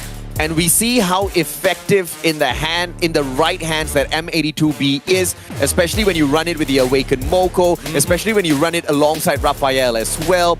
You can run, but you cannot hide out there in those open grounds. It's just insane. Yep, it forces you to really rethink how you maintain it, right? It boils it down to, yes, you know where exactly I am, but you gotta make sure that you connect those shots. And it always boils down to that raw mechanics. By the end of things, Team Flash ended that round with a massive sort of elimination, right? They get the Booyah 12 points and I believe 17 or 18 eliminations on toe. That's 29 to 30 points.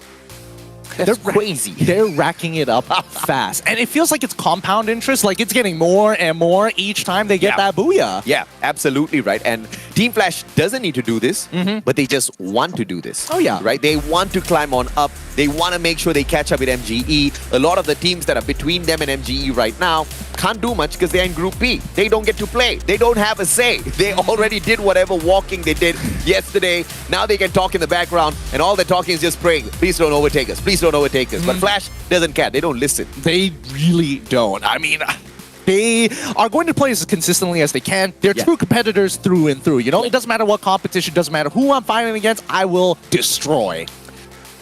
I mean, I just wish I could have seen this sort of a Team Flash from the very get-go. It seems like they have fixed whatever that was going wrong within week 1 as well as day 1 of week 2. And they are bringing the fire in here on the final day of play. And it's a total of, 17 eliminations. Fantastically played. Everybody put in equal amount of effort, but Yan Bin put in the least amount of damage and still walked away with the most eliminations.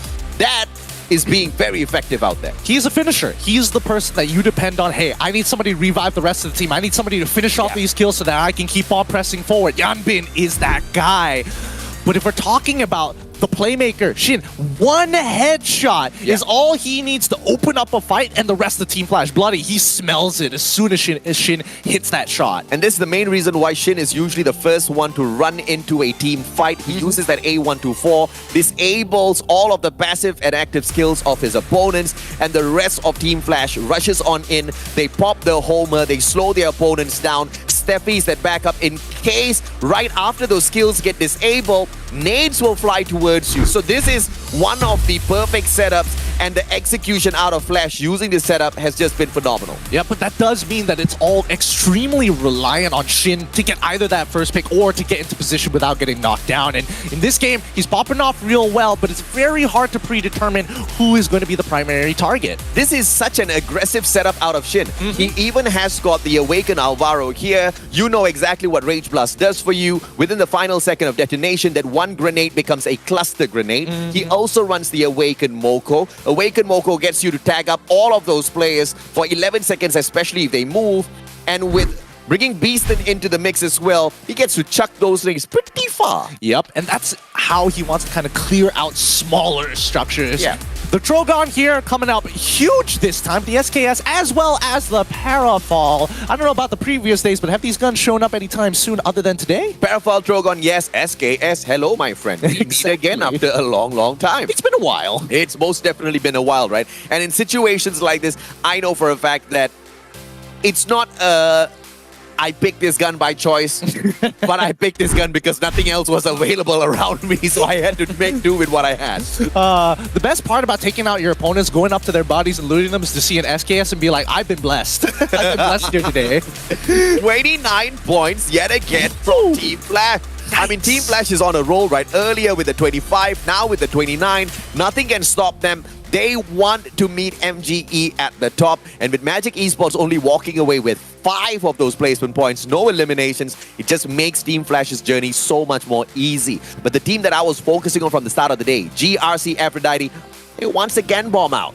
Yeah, and that's the most unfortunate part, especially on a map that they actually did relatively well on as well. So let's look at the current standings so far. And unfortunately, man, that is quite the differential.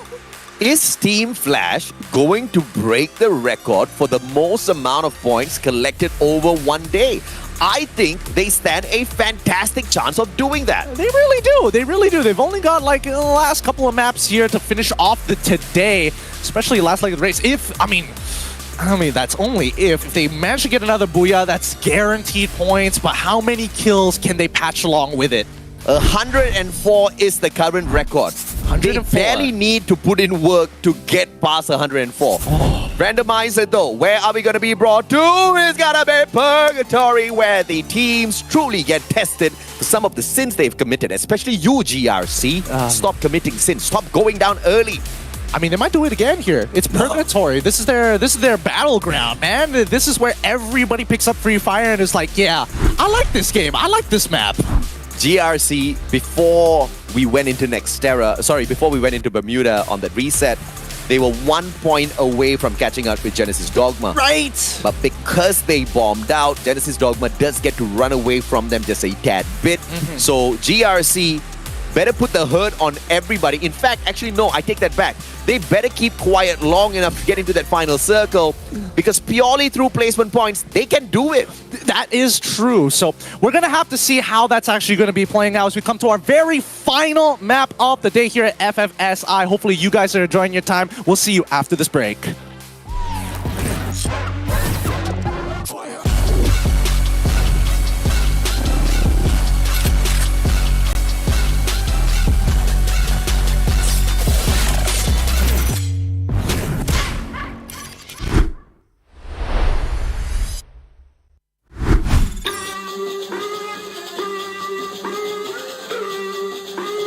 Là đại diện mạnh nhất của Việt Nam tại FFSI, Team Flash không sợ bất kỳ một đối thủ nào.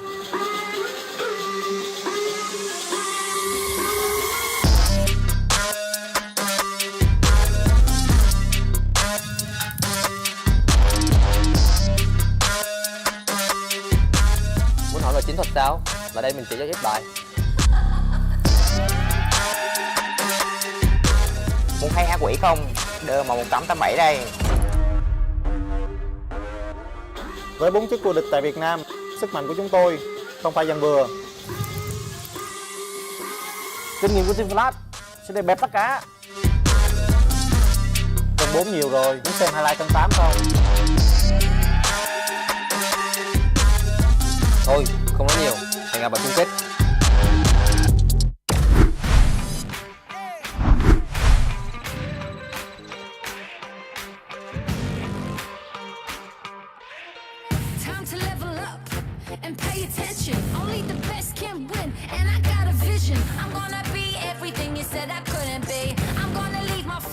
Yes, I know you see. I do believe that some things might be destiny. I do believe that I'm gonna give the best of me. I know you can't see, but I'll be on top. Team name tag on every spot.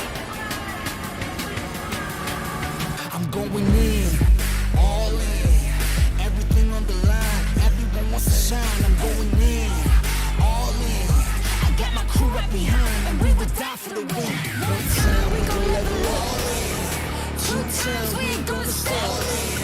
3 times like the loaded and we're ready to hunt. It's all said and done, you better run. In the battle, I'm sharp, I'm a rebel, I'm hunt, I'm a shooting stars. We're fighting for that one cause, one team, one dream, shooting stars. In the battle, I'm sharp, I'm a rebel, I'm hunt, I'm a shooting stars. Are you ready for the battle? You know we won't stop. All eyes on me, I smell the danger. Can't turn back now, I can't erase ya. Did they tell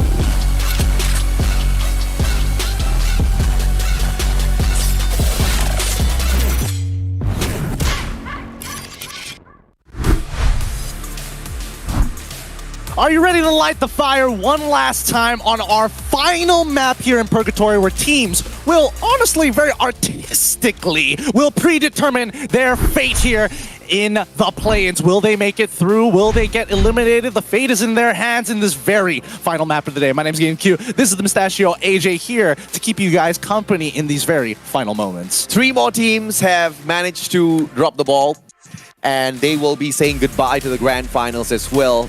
But GRC, the final team in the bottom 5, has got an opportunity.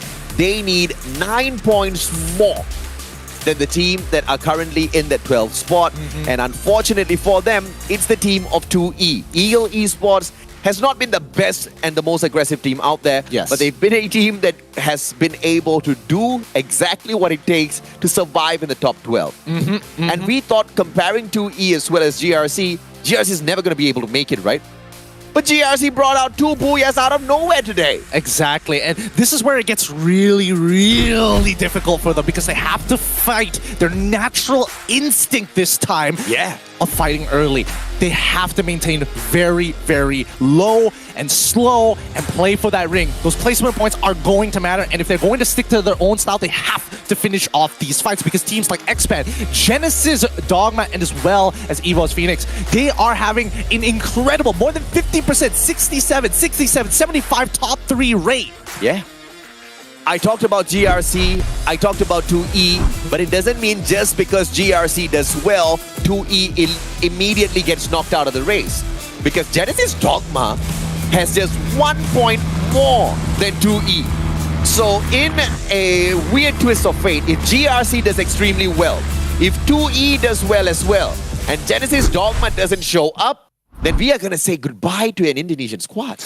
That's going to hurt as we see the flight path from Moat House all the way to Central here. I think we can all agree that if alliances could be made, it would definitely be made with Alpha, who has been continuously paired up against, well, I wouldn't just say GRC, but even against GD. They have hot dropped each and every time and immediately gone into conflicts. Genesis Dogma currently in the 11th spot just reminds me of the Indonesian circuit making their way into FFSI. Once again, Genesis Dogma scraped through their qualifiers for the grand finals in dead last, 12th spot, and then they became the #1 seed, which means they were the champions of the Indonesian circuit. And they look like they're going to repeat the exact same thing here, but over the dead bodies of the team that I've been keeping a close eye on.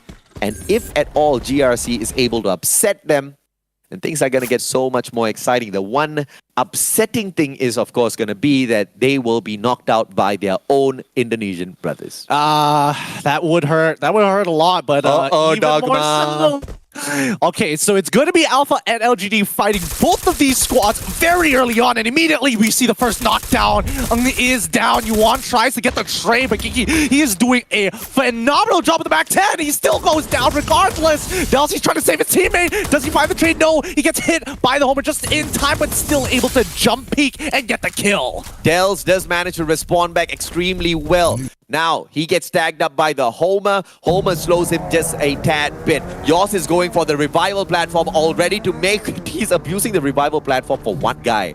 Okay, but he's also abusing it because he doesn't want LGDS to wipe them out and then use it for themselves. So it's a really smart play. In the meantime, Borgate, he's not running away. He's just cutting the escape path of LGDS, and he wants this elimination on Roro. He's got the Bison. He's got the A124. Borgate has a chance. Roro has got the Powerful, a better gun.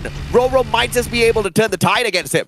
Well, but at the end of the day, at least they know that Peanuts is going to get the rest of the team alive as soon as this clash. Ooh, does he see the top of his head? Did you notice? Yes, he did notice. He knows exactly where he is, and Roro, he's coming up for it. This 1v1 of a lifetime.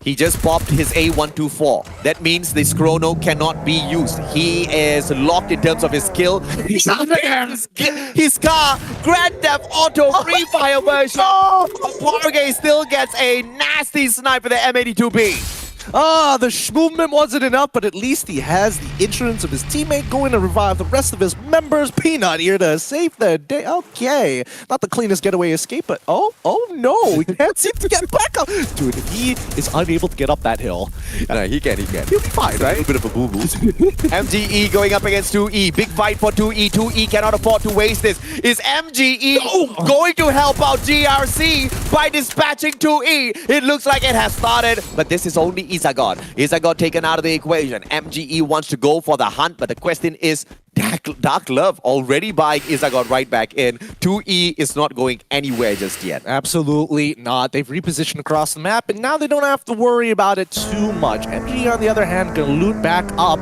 Let's have a look at where Craven is right now as he's chasing down the Eagle members. MGE, no, I don't know how.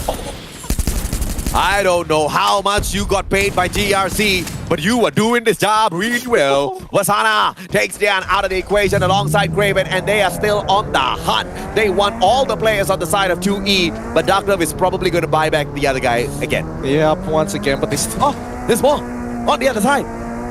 Do they know where he... Oh, they do. They have a rough idea, but they don't know exactly where. So they're going to check out the rest of this open area map and see, there's only one structure. Let's have a bit of a circle around to see if any noise he saw hit the tip of his head. This is just game sense, 100%. Wasana, Dark Love taken out. That's what you get for reviving a player we try to put out back into the lobby. Dark Love out of the equation just leaves us with, I believe, 2 more players. Nope, Saming makes that just 1 more player. Crew of 9 goes down as well. 2E, I'm sorry, but MGE seems to have been paid off big by your boys GRC. Where's GRC? GRC is on the top left side. Sorry, the top, the top left side of the map right now. They're on the top left at Crossroads, on the Crossroads into the top 12. Sorry, 2E. Didn't Alpha land on that side, but now they're on the bottom side of the map, closer to Brasilia. So it looks like GRC won their very first engagement, got a couple of members, and I'm expecting that Alpha was able to get at least the revive. Is that 2 or 3? It's hard to tell. Genesis Dogma still alive. Like I said, Genesis Dogma and 2E just had a 1-point difference between them. I think... Yeah, tell me. That this might be a final ring with these 2 teams at the very end here. Maybe let's splash in EVOS just to spice things up. Maybe Magic, one or the other. But the way things are going, not really. Wait, SE is out, right? Yeah. No, 11 more teams here. That means there's 1 more survivor of SE.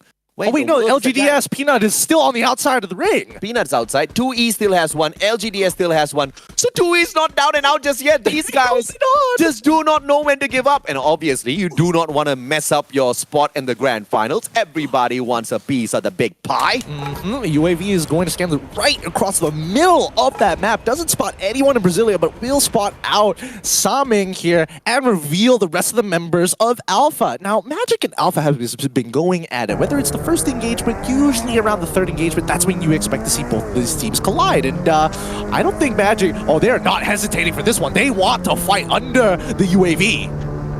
And see if or not they can get that done. 2E Genesis Dogma.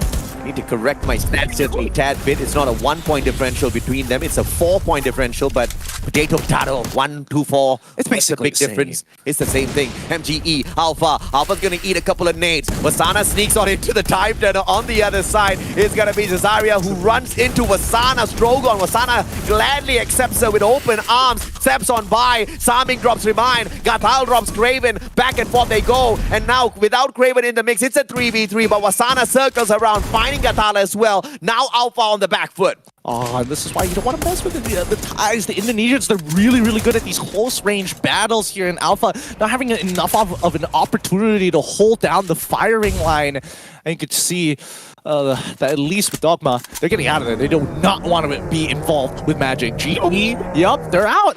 2E is out.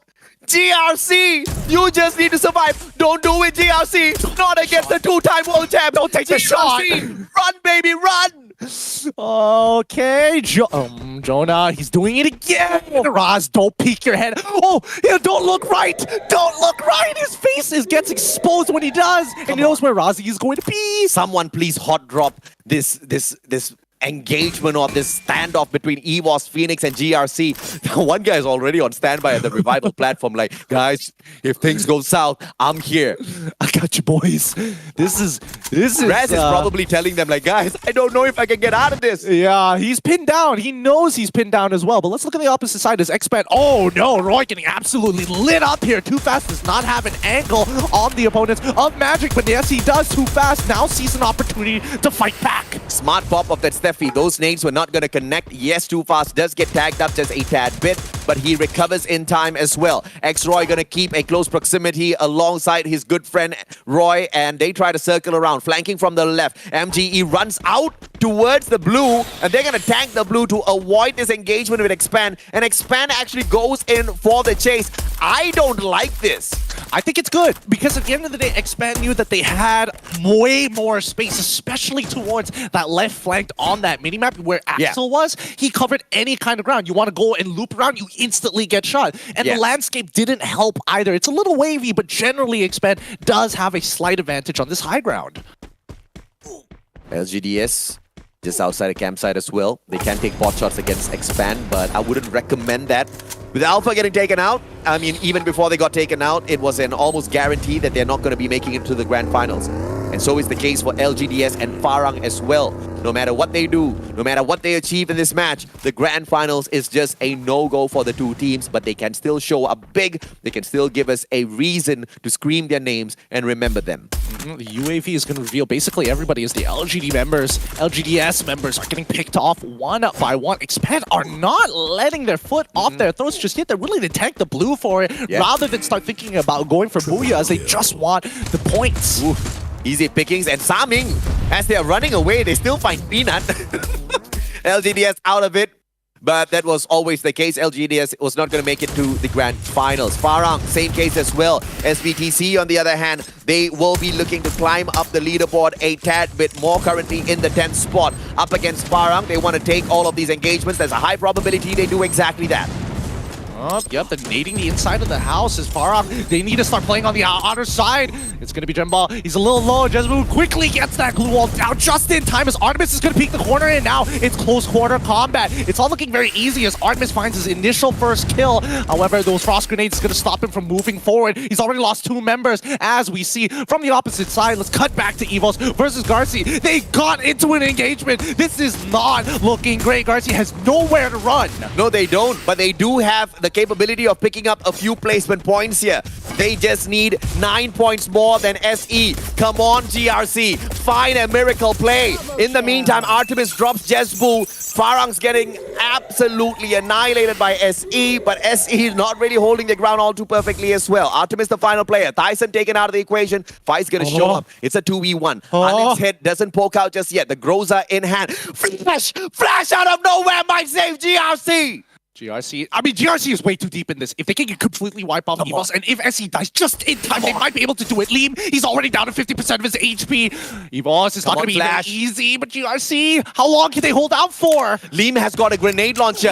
Big play, does not connect. And Shin knocks down Liam instead. GRC might not make it to the grand finals like this. It's not looking good. It's not looking good. They're really deep into the CQC so far. Team Flash is slow. Wait, Team Flash, they keep going around towards the south sides, and now let's go. It's that full team fight here, as GRC has already lost 2 members down. They find 1, but can they get the trade? GRC! What? They've done it! They bought just enough time! GRC taking down the 2-time world champs to make it into the grand finals. But now they need to deal with Team Flash, the back-to-back Booyah winners of day number 6 of the group stage. In the meantime, expands Team Genesis Dogma. Genesis Dogma, one of them trying to maintain their spot in the top 12 as well. GRC might just be able to push them down a little bit more. Expand goes in for the chase. MGE does not want to stay and play. Oh, let's have a look at how everybody else is doing for Ang. Wow, surprisingly having all of their men, but GRC, 1 member is still alive, SE also 1 member is still alive as well. Come on, GRC, give me that miracle I was looking for from the very start of the day. He's just got they are so close, yet a tad bit too far. Just if they had made more map from today, Diaz, things could have been so different right now. But they're going to keep me sweating all the way down to that final moment. In the meantime, MGE has managed to find a good high ground for themselves, and SE... Let's go, baby! They bring back the whole squad out of nowhere! No, is nobody gonna punish them? And SE is out! The timing... 2E is out! The timing could not be more perfect, more articulate. This is, they revive the entire squad. SE gets taken out at the same time. Oh. Come on, don't do this to me.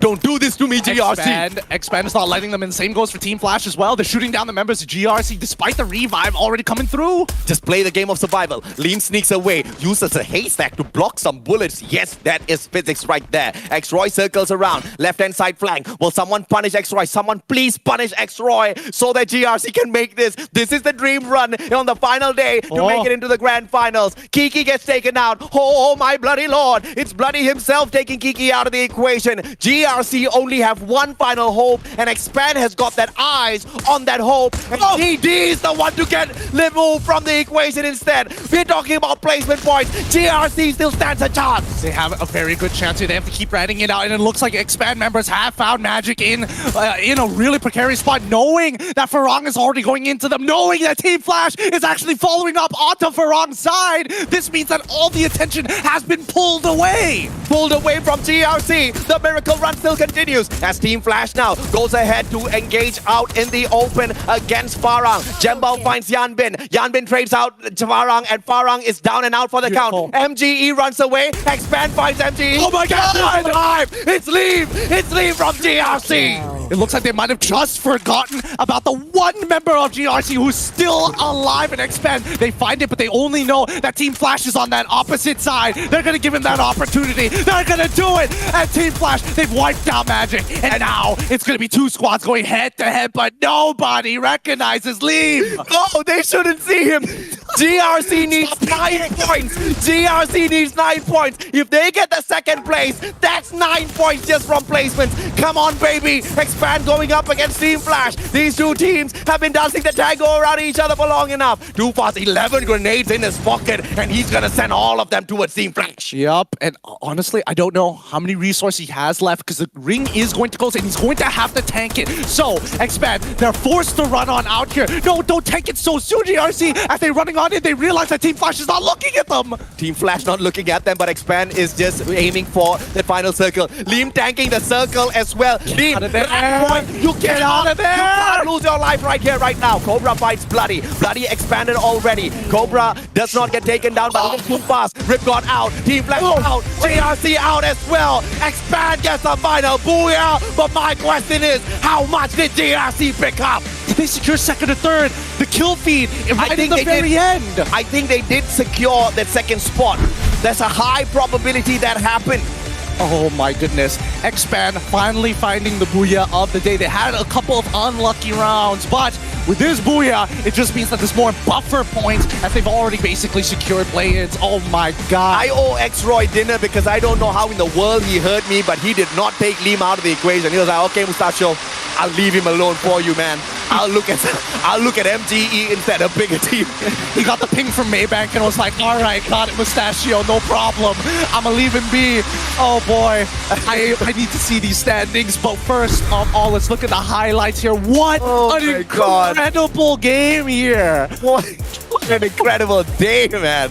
Oh, dude, Gideon, I've had so much of fun with you all throughout. And the storyline was just mainly focused on GRC, whether they make it through or not, because from the 5 in the bottom who were in that relegation spot, GRC looked like they had the best opportunity, but if you look at their past historic data, they just didn't have the consistency. They didn't even have a single booyah to their name. They didn't have any matches to show us that they can be the top dogs of the lobby today. But yet they walk away with 2 solid booyahs. They crash and burn in 3 games. And then the final game where we want them just to freaking survive, oh my god, survive, they did. They really like to play on a knife's edge here. That's what keeps them kicking and alive. I just feel really bad for like teams like SBTC and as well as Eagle Esports. You know, they were so close at the very end, but it all came down to just how you kind of maintain these engagements, showing presence at the wrong time, and half the time it's not even in your control. I saw GRC, thanks to EVOS Phoenix, they got 3 elimination points. Up to that point where they were not engaged by any teams at all, you know, in such a gruesome manner, GRC had 0 eliminations. So thank you to the 2-time world champs. All thanks to the 2-time world champs, they got 3 precious points.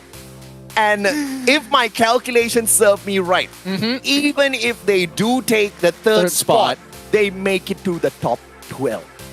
Hopefully your stats guy is correct and all the math works out, because we've been hyping this up, and if the standings are just like they're 1 point now off. My stats guy sends me a message, boss, sorry, I calculated wrong. They needed actually 20 points. No, kill you, stats guy, I kill you. Oh boy, it's stressful. It's stressful to think about, and yes, we're putting a big focal point on these 3 teams, but some things are guaranteed, and the fate of GRC, so far, we're just putting speculations out there until the final official score is given. I mean, for me, it's all about the story of the underdog. I didn't want to focus on, you know, the top 3 at all, because, I mean, they all make it to the grand final. It's about them, right? We talk about them then. Yeah, we talk about them in the final 3 days. But it was the 5 teams who were down in the bottom for that relegation. But of course, let's bring the spotlight to expand for the time being, as we were focusing so much on the Indonesian team of GRC. We didn't really talk about this team out of MCPS, who's had a little bit of those dark moments within the competition, but has just done more than enough to get into the grand finals. I feel with their coach, they have like a line of play. They have a very clear pathway, a lot of logic, and more importantly, a mind map of how to actually move around on different maps. So I think that expands. A lot of times they get really, really unlucky, but also it's fighting that instinct of, do I keep chasing or do I find a position? Hutomo is a great coach. I love the fact that he was added into the roster of Expand to guide the boys. But Hutomo, brother, I am not a great big fan of you allowing them to spread apart very early in these matches, because in every single circumstance that Expand has taken those drops and they have split up, if they get hot drop, it's an instant wipe. They go in for the early rewipes, they don't get to that final circle, right? They don't have miraculous runs like GRC. And that's going to be one of the things, hopefully, they fix before getting to the grand finals. Looking at the team comp, on the other hand, they bring in the Skylar, Steffi, A124, as well as Homer. A very balanced, you know, set of active skills, but leaning more towards the aggressive side. Absolutely. I mean, that's what you should expect from a lot of these teams, especially here in Southeast Asia. We like to fight a lot, but let's have a look at our MVP here as the Axel, making sure that he's covering the right points in these engagements. He knows that his team will go up ahead of him into that 3v4 situation, having one pull slightly backwards, and Axel is the one who looks out for the thirds, who looks out for their flanks. Let's look at the skill comps here, because this is a very aggressive setup coming through from Axel. He's usually the guy backing up everybody from the side of Expand. Skylar, Riptide Rhythm, takes down the defenses, puts up a perimeter where another blue wall cannot be erected.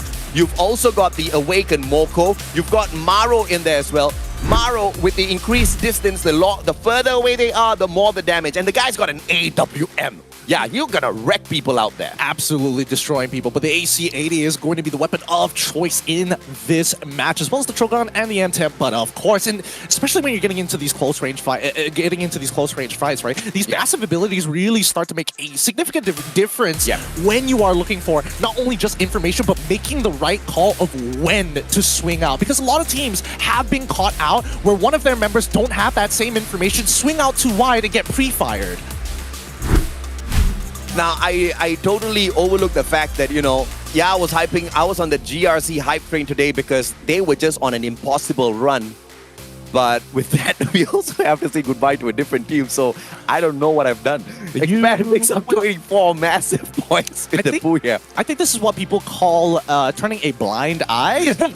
I think that's, you know, you should get into politics, Pistachio. 2E is going to be like, wait, why didn't you cheer for us? Exactly. Because 2E, you were doing decently well. You didn't give me a moment where my heart is going to be twisted, pummeled, pounded, but the overall standings just say that GRC Aphrodite makes it through to the top 12 with 2 points advantage in Eagle Esports. I'm sorry, boys. I am sorry I gave them a lot of my good juju. Wow! Oh my goodness. Sometimes you gotta back the right horse here. I can't wait to vote for President Mustachio 2024. But let's talk about the teams advancing to the grand finals. Fortunately for Eagles, LGDS, Vastomundo, etc., they don't make it, but the teams that do, the two-time world champs, EBOS Phoenix, alongside Magic Esports with a string of booyahs to their names. Team Flash, who added those booyahs in as well. PE Sports, or should I say the owners of Bermuda, the best performing team at Bermuda. That's going to be fun to watch. E-Arena, the team from Thailand that literally woke up on their final day of play. The champions of MCPS Expand, representing Malaysia, representing the server of MCPS as well. Super strong, alongside FW, First Raiders Eclipse, Morph Team, SBTC, Genesis Dogma, and guess who, baby? GRC Aphrodite with a final second break through the top 12. Oh my goodness. 4 Indonesian teams make it through, 3 Vietnamese teams, 4 Thai teams, and 1 Malaysian team. What a spread out here. We knew the regions were strong. We expected it to come in this particular fashion, but not in this particular way. I don't know what to say. Look, it has been one heck of a ride here. I feel like I was dropped in at the end of the Marvel movie, right at the beginning. Bit of a regret there, and I'm very happy that I'm here today. Thanks so much to Husky keeping me informed about literally everything that has been going on here. I mean, it was a really fun day, man. The storyline just panned out super well, just to keep me excited all throughout the day, especially for the final match. If it wasn't for GRC, I'll probably just be casting like, okay, this team takes on that team, that team takes on this team. Yeah, okay, they make... I mean, it's just such a boring league when you know for sure who's going to make it to the grand final. Absolutely. You need these kind of suspenseful moments. Unfortunately, 2E is the one that kind of bit the bitter end of that suspense. I mean, that's the thing, right? Everybody was doing their absolute best. Well, ladies and gentlemen, boys and girls, that's the end of the group stages. Next week, when we come back in Friday, Saturday, Sunday, it's going to be the grand finals. We'll see you there, baby. FFSI, Gideon Mustachio signing off.